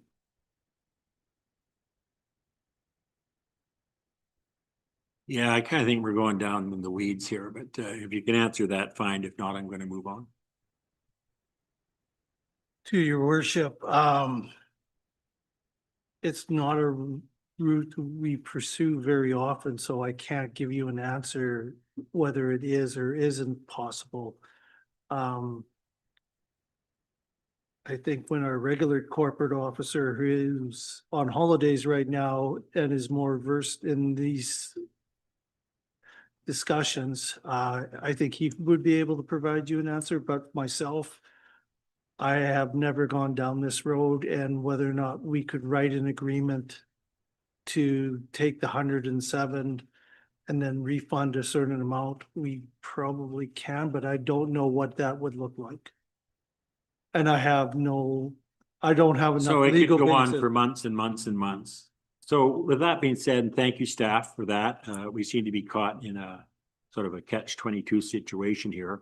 But I'm willing to make the motion that council deny the request variant to exempt the proposed development for the frontal improvements requirements under section 3.2 of subdivision development standards bylaw 925/2025. That's my motion. Do I have a seconder? Councillor St. Pierre seconded. Okay, now motivation. Again, I'm very sympathetic, but I just don't see a way around this without just delaying this and delaying this. The applicant did say he would be willing to pay it.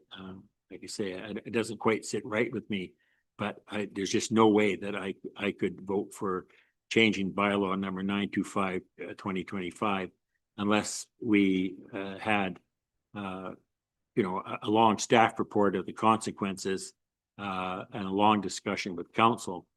And that clock is ticking, so I will make that motion. And we have a seconder. Anybody else wish to speak to that motion? Councilor Pearson. No, he said sorry. Oh. I think that Sorry, you should have gone. Yeah. through from the staff is that the application on the single lot to build a duplex triggers that road improvement. So I actually think we can't. I think we have to. I think that's if the applicant changes his application from to an SFR and doesn't trigger it, it's the duplex which is triggering it, which is throughout our entire community. So Okay. that's I have to support the motion. Okay. Thank you, Councilor Pearson, Councilor Bateman. Yeah, I'm having a bit of trouble with this. Looking at that roadway, Water Street, it's a very narrow piece of property. And what we're talking with the local urban suburban cross section in the bylaw, 2 sidewalks, bioswale and 2 travel lanes. Now that road is not going to accommodate all of that activity. And that I would suspect in future, we will need a wild card cross section of some kind to deal with the realities of roads in the district. This is a very unique piece of property, that Water Street itself. And so, yeah, I'm knowing that Mr. Miller said, you know, a few months he could tinker away and come up with a unique cross section for this Water Street reality. So yeah, I think I'm going to have to vote no on this, but that's fine. Okay, I'm going to call a question. All those in favor of the motion? All those against? Please note that Councilor Bateman voted against that motion. That is passed. Thank you. All right. I'm going to take a 5-minute health break, so anybody can washrooms or have a drink, water, that is.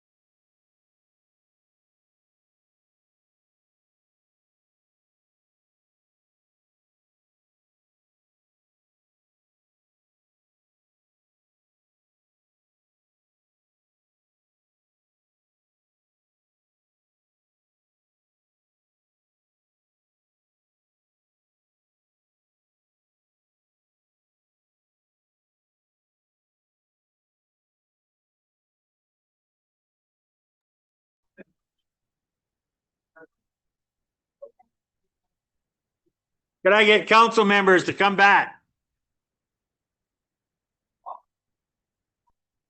Counselor Bateman, sit down. Yeah, that's it.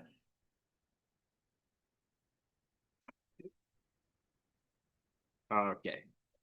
All right, now we'll go on to 9.3 park use permit, commercial use. Staff report. Through you to your worship, this is a parks use, commercial parks use permit modification because there will be a commercial component to this, but it is also the harvest event that the society has put on over the last 2 years. So one, I need council direction to modify the agreement, and they have also requested that any funds or fees associated with this permit be waived, which has also happened in the past. Okay, thank you. Councilor St. Pierre. I'd like to move the motion. Okay, go ahead and move the motion. Okay, the council authorized a commercial parks use permit for Sooke Food Cheese Society for a Harvest Festival and Market at the Sun River Community Garden and Orchard, 2380 Phillips Road, in accordance with section 6.0 of the Community Park Regulation Bylaw number 101, and subject to conditions outlining the permit attachment 1. And that council exempt Sooke Food Cheese Society for an administrative fee, commercial use permit fee, and deposit for the use of Sun River Community Garden and Orchard for December 20th, 2026, in accordance with section 8 of the Community Parks Regulation Bylaw number 101. Okay, I'm gonna take these together, so 1 second's good enough. So Councilor St. Pierre made the motion, Councilor Pearson seconder. Any discussion to the motion? Hearing none, all those in favor? Okay, that's unanimous. Thank you very much. Next one is 9.4, request for sponsorship, Sooke Music and Arts Festival 2026. Okay, that's moved by Councillor Haldane, and that is council approve the sponsor request for Sooke Music and Arts Festival for the 2026 event in the amount of 1,000. Moved by Bashir Khan. Councillor Bateman second that. Don't fight over it. It's okay. Any discussion to the motion? A question. Oh, question, sorry. Do we need the source, like where the money's coming from? I think through staff, we have money in the sponsorships still, don't we? That's what it's asked for. Yes, correct. Yeah. Yes, Just want to confirm. Yeah, good. Thank you. Okay, then I'll call the question. All those, sorry, Councillor Bateman, To you're in the discuss- visible zone. right? I am in the invisible zone Yeah, here, so go ahead. rightly so. What was I gonna say? Oh, yeah, so $1,000 has seemed to become a new normal in these applications, with the exception of the pickleball tournament. As Councillor Haldane mentioned some 6 months ago, we need to watch our pennies, but these kind of events like the Sooke Music and Arts Festival and the Harvest Festival are much larger scale public events. So All Sooke Day as another example. So sponsorship is, in my mind anyway, this $1,000 seems an appropriate amount. And yes, there's 1362 still in the sponsorship budget, and we also have 18,800 in the council contingency. So that will cover Okay. this nicely. Thank you. I'm gonna call the question. Oh, sorry, Councillor Haldane, go ahead. Sorry, excuse me, thank you. Yeah, because I always go against the whole idea of small user groups who, you know, it's their own thing. But any of the arts festivals, music festivals, stuff like that, they involve the whole community. So it gets people out, a lot of free stuff at those things. I'm always for anything that families and everybody can get to be involved in. It doesn't cost them any money or very much money at all. And lastly, if the roofing's only gonna cost us 230 grand, we have 250 budgeted for it, we got a whole bunch of money we can buy. Okay, Councillor Pearson. Yeah, just a clarification question through the chair to our CAO. What was the delegated authority on sponsorship that we? 200 through the deputy mayor to Councillor Pearson, it was $250, Okay, I believe. and so have you been using that delegated authority? I'll double check with Ms. Moak. Oh, okay. Through the deputy mayor, I believe we've used it twice. Mhm. But generally the asks are greater than And it comes $250. forward in the CAO report. So now that you've been using it, is there any feedback? I know this is maybe, because we're debating the question. Is there any feedback that you could give us that on that amount? Is it enough or is it? Because like these $1,000 ones, you know, we're doing these all the time. Should, you know, should that not come to council? Like, in my opinion, this is sort of a, you know, a no-brainer sponsoring these. I think we probably deal with that at another time. We just have the one in front of us today. And I think we get this out of the way. And I think that's for new business under another council meeting. But I understand where you're going. Well, it is kind of germane to the question. This is, you know, Councillor Haldane actually summed it up pretty nicely. There's a lot of, I think council has the discretion, and we rarely say no to these important events here. So, I mean, again, it takes up council time, council minutes and things like that when I think we have talented stuff. Oh, Yeah, we got staff, go ahead. Through the deputy mayor to Councillor Pearson, there may be, this discussion will likely come up through the newly formed-ish MRDT Tourism Committee. One of the items in the tactical plan is events and festivals and grant funding through that stream. So there is a mechanism to review this under that context. And as MRDT eligible projects, there's certain data that we need to collect through the event. So this would be a conversation I am hoping to bring forward to the MRDT committee. Thank you. thank you. No further Ms. questions. Gray, you got something more to say on it? Or? Through the deputy mayor, that was the same narrative I was going to say is with the newly formed tourism committee, this is an item I know was going to bring forward to them for discussion. Okay, with that being said, I'd like to call the question then. All those in favor? That's unanimous. Thank you. Next 9.5, update on wastewater bylaw development. To council. In our June committee of the whole, a discussion was held with respect to a new wastewater bylaw because the old one is coming to the end of its life. And we have to come up with a new mechanism in order to pay for the utility. In that discussion, committee was presented with a model where partial was collected through parcel tax and partial was collected through user tax or a user fee. The report you see before you is fairly similar. You might have noticed I might have recycled some of it from the committee of the whole with some deviation in there.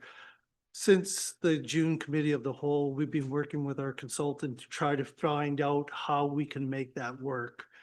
And it was our hope that we would have been bringing back first, second, and third reading to council of the new bylaw, but we're running into difficulties either with our data, with the interpretation and such to make sure that we're coming up with a fair and equitable model for our residents and the users of the utility. And because of that, we've there's an alternative way that we could possibly move forward with this bylaw. And that would be the abandonment of the parcel tax portion and do it totally as user fees. So the reason why this is coming forward to council is so you're not. I'd like to know, yeah. Yes, so you're not surprised in September if you actually saw one that was all based off of user fees. So again, we're trying to find this fair and equitable model that will not produce too many heart attacks when people see their bills from what they're seeing for 625 parcel fee right now. And so again, it's just trying to give council the heads up that you might see a different version in September. Okay, so we have already received the report, but you're just warning us with this, that the report can change somewhat when it comes back to us in September. Just on how we're going to collect the funds, right? So I just need a motion to accept this as information. Councilor St. Pierre. Oh, go ahead, go with the question first. My question is, does staff want any further clarification on whether it should be option 1 or 2, or are you good to go for the next stage without any further clarification from council? Through the mayor to the councillor, of course, it's council's final decision. If you like the parcel tax and a user fee, we can proceed that way, or we can continue to, again, find massaging both the methodologies back and forth to find the one that is fair and equitable and bring that one back to you. I mean, at that time, if you choose to go back to the other one because you don't like the one presented, again, that's council's prerogative. It just, we run into the election more than anything. Okay, I need to clarify a little bit here. Okay. Go ahead, yeah. Okay, so if I understand your answer, at this point, working with a consultant, you're looking at really just taking it away from the parcel tax entirely and moving towards, you know, a utility billing type of situation. Yes. Perfect, thank you. And that in the report, you have option 1 and 2, but both of those are actually referring to a parcel tax, which which staff at this point and the consultant is considering moving away from. Is that correct? I included the parcel tax as background information for where we had started from and just for extra understanding to Right. how parcel tax. But it's not necessarily even a front runner for consideration at this point in time in terms of where we seem to be moving, correct? It's one of 2 options that we're Okay, looking my, at. my understanding is staff is still working on this and it'll come to us in September. But we don't need further clarification on parcel tax. Other just received this. No, information. we understand what committee had told us. Okay, so Mr. Councilor Pearson. Thank you, Chair. Is there any, okay, question 1. When is the debt retired? At the end of this year. Oh, so it has to be in place because, and now my second question, is there any ramifications from a portion of that parcel tax? We have to make a decision, I guess, is that my understanding? And it's probably to our CAO, is that $200 in interest, I think, or whatever it is, that's paid out of that partial tax, will have to be, it'll have to come off the bill if we don't do anything, right? Is that how I understand? Right now, the way it sits, it would stay at 625 unless the bylaw was modified. But also the bylaw was set up as a parcel tax and they have finite lives. So it was set up till you paid off the debt. And then the bylaw goes null and void. That is why we're going forward with another bylaw. Okay, thank you. Yes, thank you. Okay, so go ahead, Councilor Bateman. Well, just a comment. Thank you very much for this heads up on this minimum fixed toll, the asset management toll and the consumption toll. Seems like a pretty interesting approach, which we'll hear about in September. Thank you. We have a motion to receive this report for information. All those in favor? That's unanimous. Thank you. Next one, 10.1, short-term rental accommodation modernization zoning amendment bylaw number 947-600-120-2026. That council give third reading to the zoning amendment bylaw, not the same one, to amend zoning bylaw number 600 to modernize Sooke's regulation of short-term rentals. That's the motion. You make it? Council St. Pierre, or do we have a seconder? I will second that. The only thing, now we open for discussion. I'll go to you first and then I'll comment. Okay, I've got a couple of questions and maybe a comment. My first question is, to your worship, the staff, is my understanding is that the one property owner that has the 2 uses that are at this point being stacked will be receiving what they requested, which was a legal non-compliant status. Is that correct? Through the deputy mayor, they would be legal non-conforming. Legal Yes, so just automatically legal non-conforming. Okay. If they're looking for a written confirmation of that, I'd be happy to provide that to Mr. Hicks. It sounds like they would very much appreciate that. Thank you very much. Okay, so my second question is more to do with the stacking. So it's been mentioned that other local governments are not actually in favor of actually having these 2 usages on the same property at the same time. And there were issues with stacking. I have no idea what that's supposed to mean and what the actual negative implications of having those 2 uses. It seems pretty clear that at least one property owner has been able to do it for quite a long time. It seems useful to be able to actually potentially invite a few guests for bed and breakfast and have something else where you can actually have something for a longer period of time. I don't actually understand what the risks to the district and in general could be. And if you could just explain why, if you. Yeah, through the deputy mayor. So stacking, I suppose, could have a negative consequence. Think about a public nuisance, There's a threshold, you can imagine, where you would have potentially 5 bed and breakfast units, 5 different guests, as well as short-term rental accommodations occurring where the property does not contain these uses as accessory. They become basically the principal use of the property that is generally better suited for something more like tourist accommodation, chalets, or through a rezoning process, it would be more suitable to have those uses.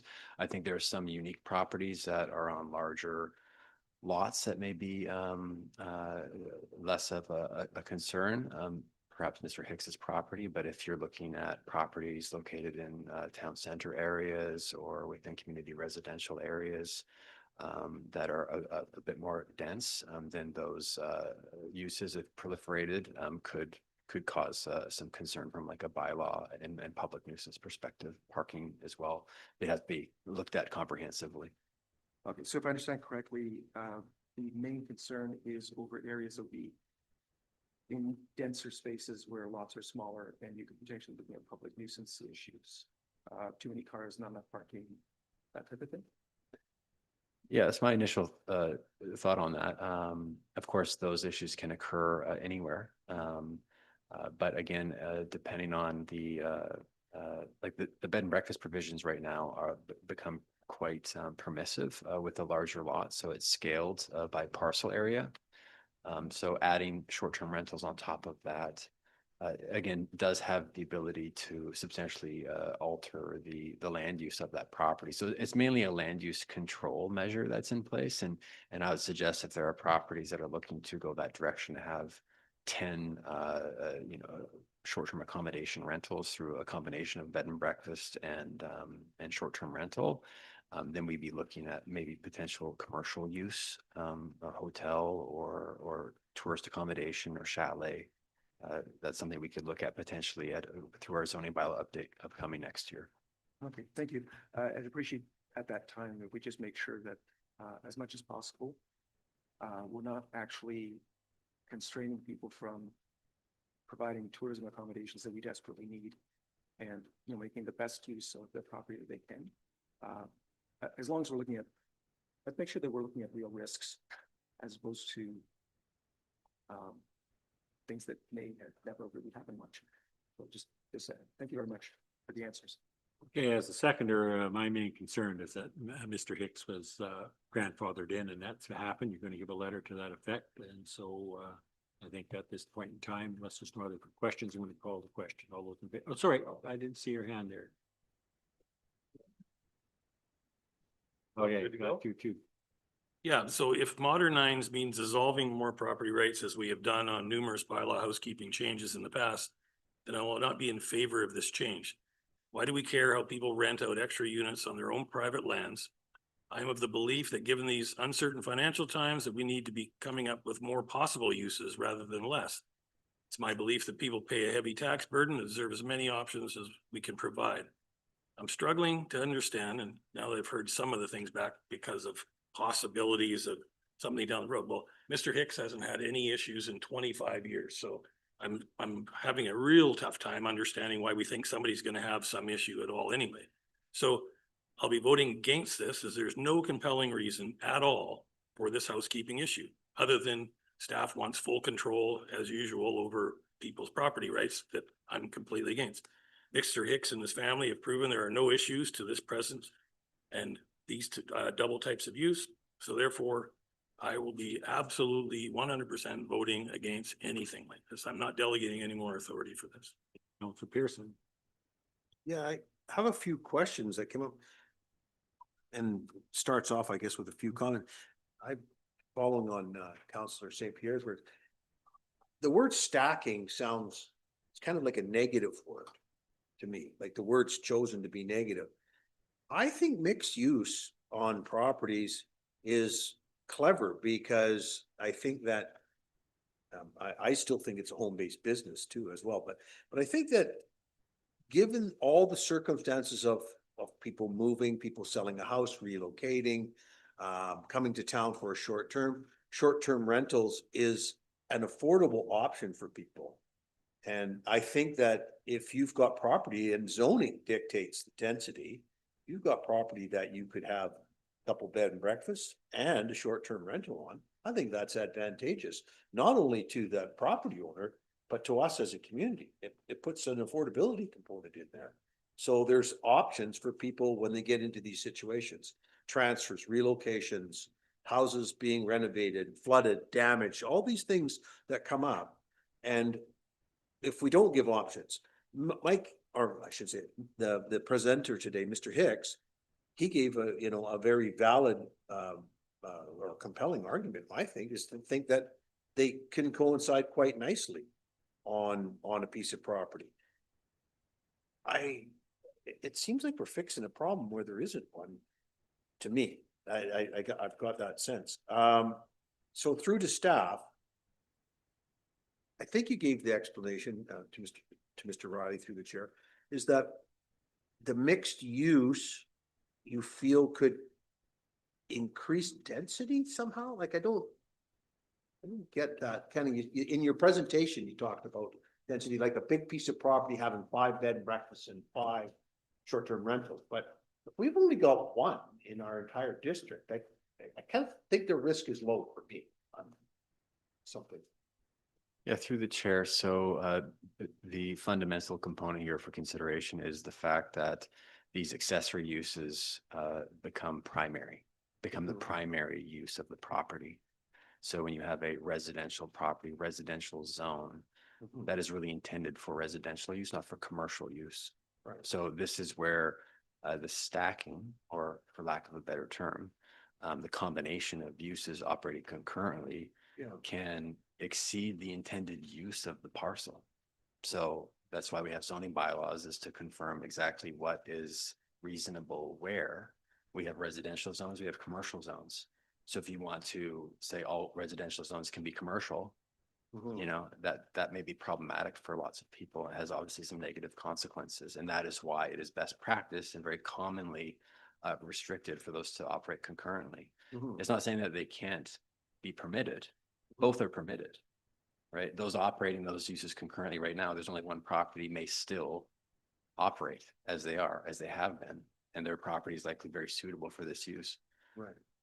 Yeah, and so if the secondary use is becoming the primary, more of a commercial leaning property, you know, there's potential for rezoning to permit that type of use as well, if suitable to council. Yeah, okay, and thank you. So I have 2 other questions. If we grandfather, you said 2 things. If the use discontinued for 6 months, that grandfathering would come to an end. So what, I mean, there's all these, I thought about, 200 things, like extenuating circumstances that could, 6 months is not very long. Like somebody could have, an extended vacation and shut down their bed and breakfast at their house 6 months and go to stay in Mexico for 6 months. Well, would that constitute discontinuation of that use? I mean, I think we're it's 6 months feels slippery. And what happens if the question, what we ask, what happens if one of those units burns down? Is that use now discontinued? So 2 questions for you. How's that? Thank you for the questions. So in terms of the legal nonconformity, it's a local government act statute, right? So this is a discontinuation of 6 months. I think a good evidence would be that there's a business license that's existing on the property. If that continues to get renewed, I think that would be adequate for our purposes. We're not going to be standing property side confirming that people are actually renting these units. But if they have submitted a business license year after year, I think staff will consider that to be legal nonconforming. In terms of the actual structure being demolished or burning down through a hazard, the use itself can still remain as is. It just can't be expanded upon. There's legal nonconformity when it deals with structures as well. That's a different part of the LGA with legal nonconformity. But the structure and the use could be rebuilt in a sense, as long as it isn't expanded upon or the operation isn't seized for that period of 6 months or for the duration of their 1-year business license.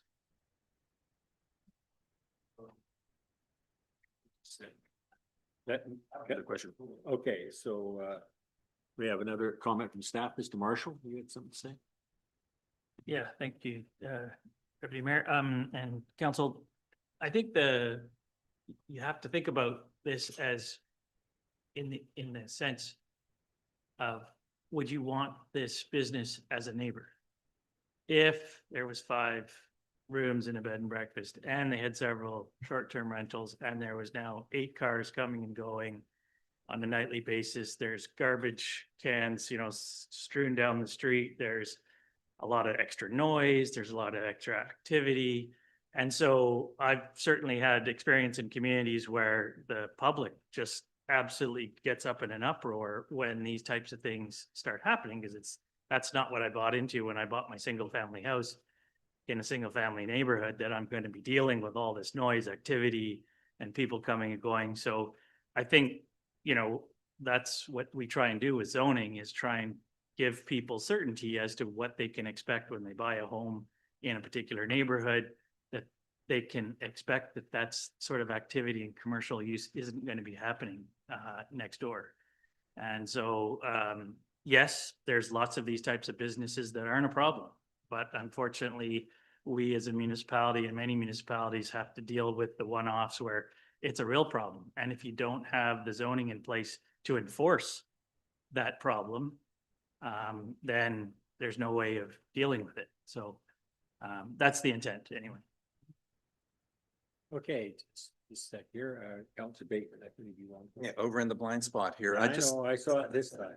There's a little, but Yeah, I just want to be clear here. This is a modernization of our zoning bylaw to align with the Short-Term Rental Accommodation Act introduced by the province of British Columbia. Designed intentionally to free up or preserve long-term rental housing. Is that correct? So really, okay, go ahead, answer that first.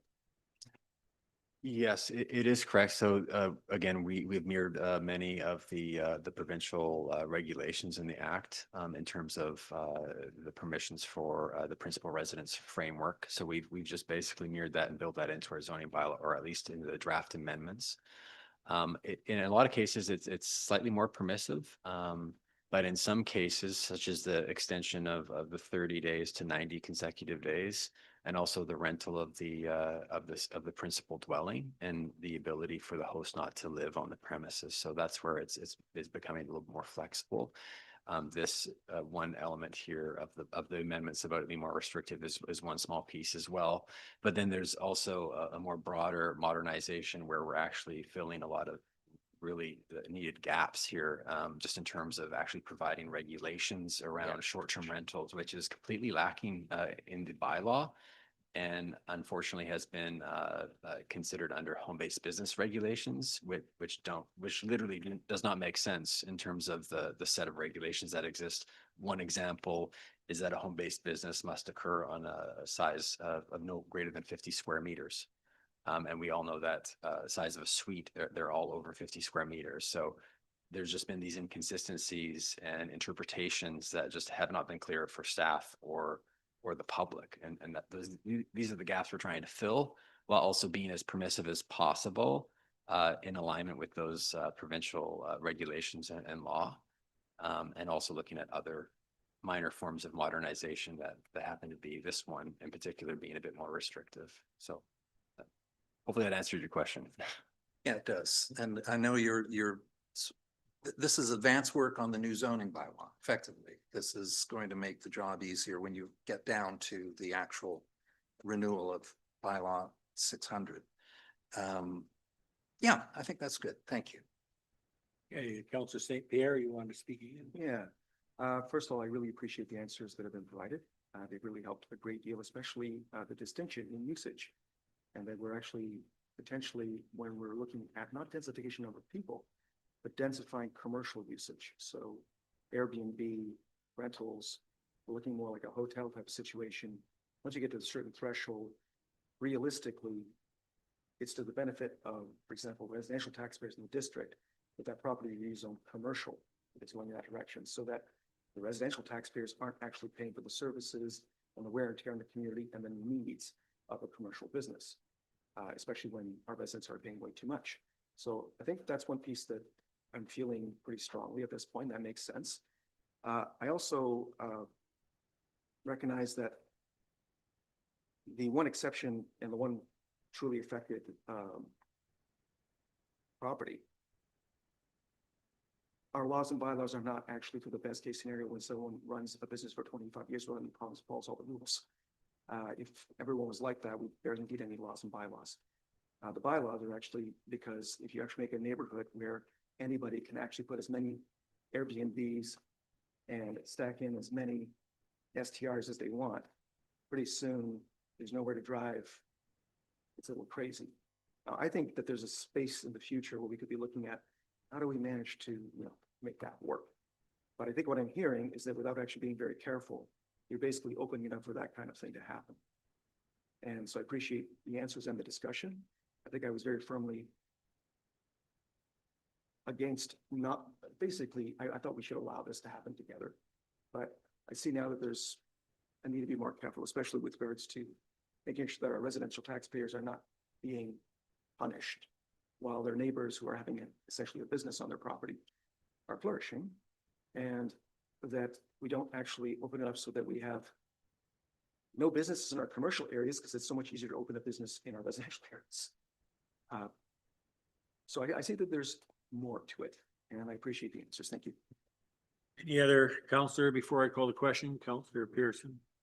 Yep, thank you, through the chair. So do we have an inventory of non-conforming when if this passes? Do we have an inventory of where these illegal non-conforming, Through the chair, one property one property? based on our data. And it's Mr. Hickson. Okay, Counselor Haldane, I'll call the question. And my last thing would be is that the province imposed Bill 44, and this council here, before I got here, was against it. They didn't like it, and the modernizing of that bill into our rules that we have here now wasn't accepted very well. So I don't believe that provincial legislation necessarily makes it good business or good procedure. Bill 44 in most cases isn't even possible, and in most cases doesn't even work by design.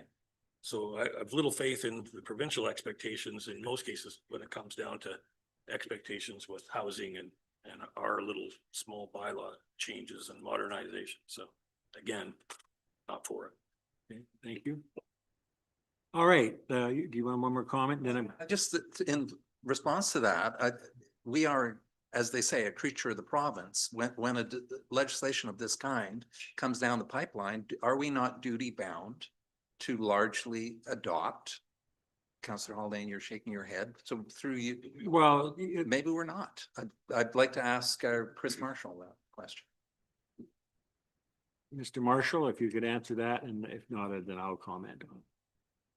Yeah, I mean, there is certain legislation that is required for you to comply to, yes. There's other legislation such as there's new legislation around, not legislation, but guidance around how SHMU housing could be designed and built, and they provided examples of different types of housing and to try and speed up the process of getting a building permit and just provide generic forms of SHMU housing. That's not required. That's just something that is advisory to communities to help them to implement the SHMU legislation. So yes, there's legislation that's required to be followed, and then there's other sort of more guidance type material. So. Okay, I'll comment now. I'm in favor of this. I see that there is one property that was concerned about it, and that person's concerns had been met. There's not a great long list of people coming forward and saying they're going to be affected by this. And also that this new modernization expands a lot of time, 60 to 90 days, and a number of other things where I think the average person dealing with these things would probably be happier. We've dealt with the one that wasn't, and I think we should move ahead. So I'll read it out again, that council give third reading to zoning amendment bylaw number 947-600-120-2026 to amend zoning bylaw number 600 to modernize Sooke's regulation of short-term rental accommodations. And that's already been seconded, but all those in favor? All those against? So that's 3-4-2 against, that is passed. Make a note of those voting against, please. Next order of business, 10.2 zoning bylaw amendment number 950-612-2026 R2 housekeeping amendment. Staff. Yeah, there's no presentation on this one either, but it is was reviewed by the LUDC on July 7th, where they supported staff recommendation. The amendment addresses the ambiguity created through the February 2025 SMU amendments. The current wording could be interpreted as allowing each permitted single-family dwelling to have both a secondary suite and a detached suite, resulting in more dwelling units than was intended. And it's a change from the bylaw unnecessarily that existed prior to the SMU amendments in 2025. So we're just basically correcting that. Yeah, I'm available for questions if council has any. Somebody like to make that motion, and then we'll go to questions. Anybody willing to make the motion? Well, we're giving first, second, third reading zoning amendment bylaw number 950-600-121. No. No. So this is a housekeeping. I'll make the motion. Somebody second it, otherwise it's dead. Okay, Councillor St. Pierre. All right, any discussion? Anybody any questions for staff?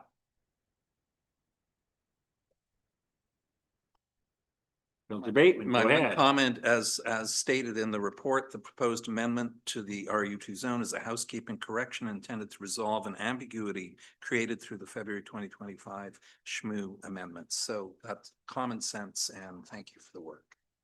Okay, then I'll call the question. All those in favor? I got three, and Councillor Pearson, Councillor Haldane, I didn't see a movement. You want to stand a yes or a no? No. Okay, Councillor Haldane. Yay or nay on that motion? Yeah, I know. So it's a nail. Okay, thank you. I just wanted clarification to make sure I get it right. Thank you. All right, that passes 3-2. Next order of business, permissive tax exemption application from Catalyst. Okay. The council adopt the bylaw cited permissive tax exemption amendment bylaw number 949-2026. Somebody want to make that motion? Okay, Councillor Bateman, Councillor St. Pierre seconded. Any discussion to the motion? Well, go ahead, Councillor. yeah, since there were comments at the beginning of the meeting, normally with an adoption, we just move it forward. But in light of those comments, it's worth noting a few things here. You know, this is a 5-year permissive tax exemption on those, I believe it was 30 units in the building that are considerably below market. So we're not exempting the at market or near below market units. This, as we discussed when this came up at first, second, and third readings, this council did struggle over this permissive tax exemption. We've looked at it for that 5-year phase out for nonprofit housing. The permissive tax exemption remains in place for a wide array of local organizations. It just seems appropriate to me that we continue to do what we can to attract nonprofit housing to Sooke, knowing that they've just got a 5-year window here to ease into the market. So that's it. Thank you. Anybody else? Councillor Pearson. Yeah, thank you, Councillor Bateman. You're correct. We did debate it. I'm happy that it's actually an accelerated rate. It's not going to be phased out of it after 5 years. It'll be phased out by 2030. So it's going to be compressed it'll be a 4-year. And I think we had robust discussion around, you know, the portions of Catalyst that were there. It's part of the project where hopefully breaks ground soon and we get our medical center as far as, so. Okay, if no other questions, then I'll call the question. All those in favor? Okay, that's unanimous. Thank you. Any new business? Hearing none. Items removed consent agenda. Council verbal reports. Do you have a verbal report? I just have one. I attended the opening of the horseshoe roof, the pitch, as deputy mayor. I got to cut the ribbon with the big scissors. And it was ironic that just as I was cutting the ribbon, it started to rain, and that's what we were cutting the ribbon for, is the cover, so they can play horseshoes in the rain. So it worked out really well. It was a lot of fun, and it was a good time down there. Anything else from anybody? Yeah. Go ahead. We skipped the verbal reports last time, so we didn't talk about Canada Day at Fred Milne Park. Was a second year in the park, and a number of us were there for that event. It really works well in the park, I believe, as much as we miss the flats. Yeah. So there was a special meeting of the Sooke Homelessness Coalition, at which I have been an informal representative on behalf of the mayor over the last 6 years. And unlike other groups such as the Sooke Region Food Systems Network, which formally appointed Councillor St. Pierre to that role, I was never formally appointed. So I have some concerns that this may have some problems going ahead, particularly with our other co-chair, Melanie Cunningham, stepping out. So we determined at the special meeting that we will go out to the council candidates and seek their views and opinions on how the district can formally create some sort of intermediary or body or organization that will, and the Sooke Homelessness Coalition has served this purpose, be a link, an accountable link between council, the district, and the community at large, with the Sooke shelter and with our homeless population. So that's something we'll be doing. I also attended a number of CRD meetings on the mayor's behalf, including the environmental services meeting, at which a new climate action strategy for 2026 to 2030 was introduced, arising out of the work that your task force, Tony, you were part of. And this is staff bringing forward a very pragmatic approach. This is the key point. They've taken the politics and the panic out of climate action, and they're taking a pragmatic approach to dealing with areas in which the CRD has some direct influence. So these are things like the home energy retrofit program, the delivery of very strong climate data to local governments, outreach programs, and then a lot of corporate emissions reduction policies, as well as development of a new regional transportation plan. And while I'm at it on the subject of climate action, I just want to note that I attended the Federation of Canadian Municipalities webinar, implementing and integrating climate adaptation plans, which our CAO spoke to in her last report. It's worth noting this presentation, as she stated, emphasized the district's practical all-of organization approach to climate adaptation by aligning action with shared goals, saving time, saving money, reducing risk, and protecting our environment locally. So these are local actions done through a whole of organization action by the District of Sooke and its staff, and built into our master plans. So the FCM, in its wisdom, chose Sooke and St. John's, Newfoundland, as the two model communities for how this climate action, the integration of climate adaptation plans into district business. So I just want to thank our communications coordinator for that work, and I really do hope that FCM will be posting that webinar, I believe, on its website. And it's well worth watching. It does sort of, I know that there are concerns that the climate action is such a wicked issue at such a dramatic level that we in Sooke can't do anything about it, but we can. And that is part of this protection of natural environment for future generations, as is this council's mandate from the get-go. I could go on, but I'll stop now. The only guy. All right. Is there anybody else before I adjourn to a closed meeting?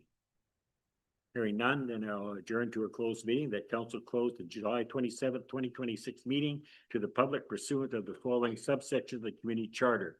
91 I, the receipt of advice that's subject to solicitor client privilege, including communication necessary for this purpose. So thank you. Do I need to have a vote on that?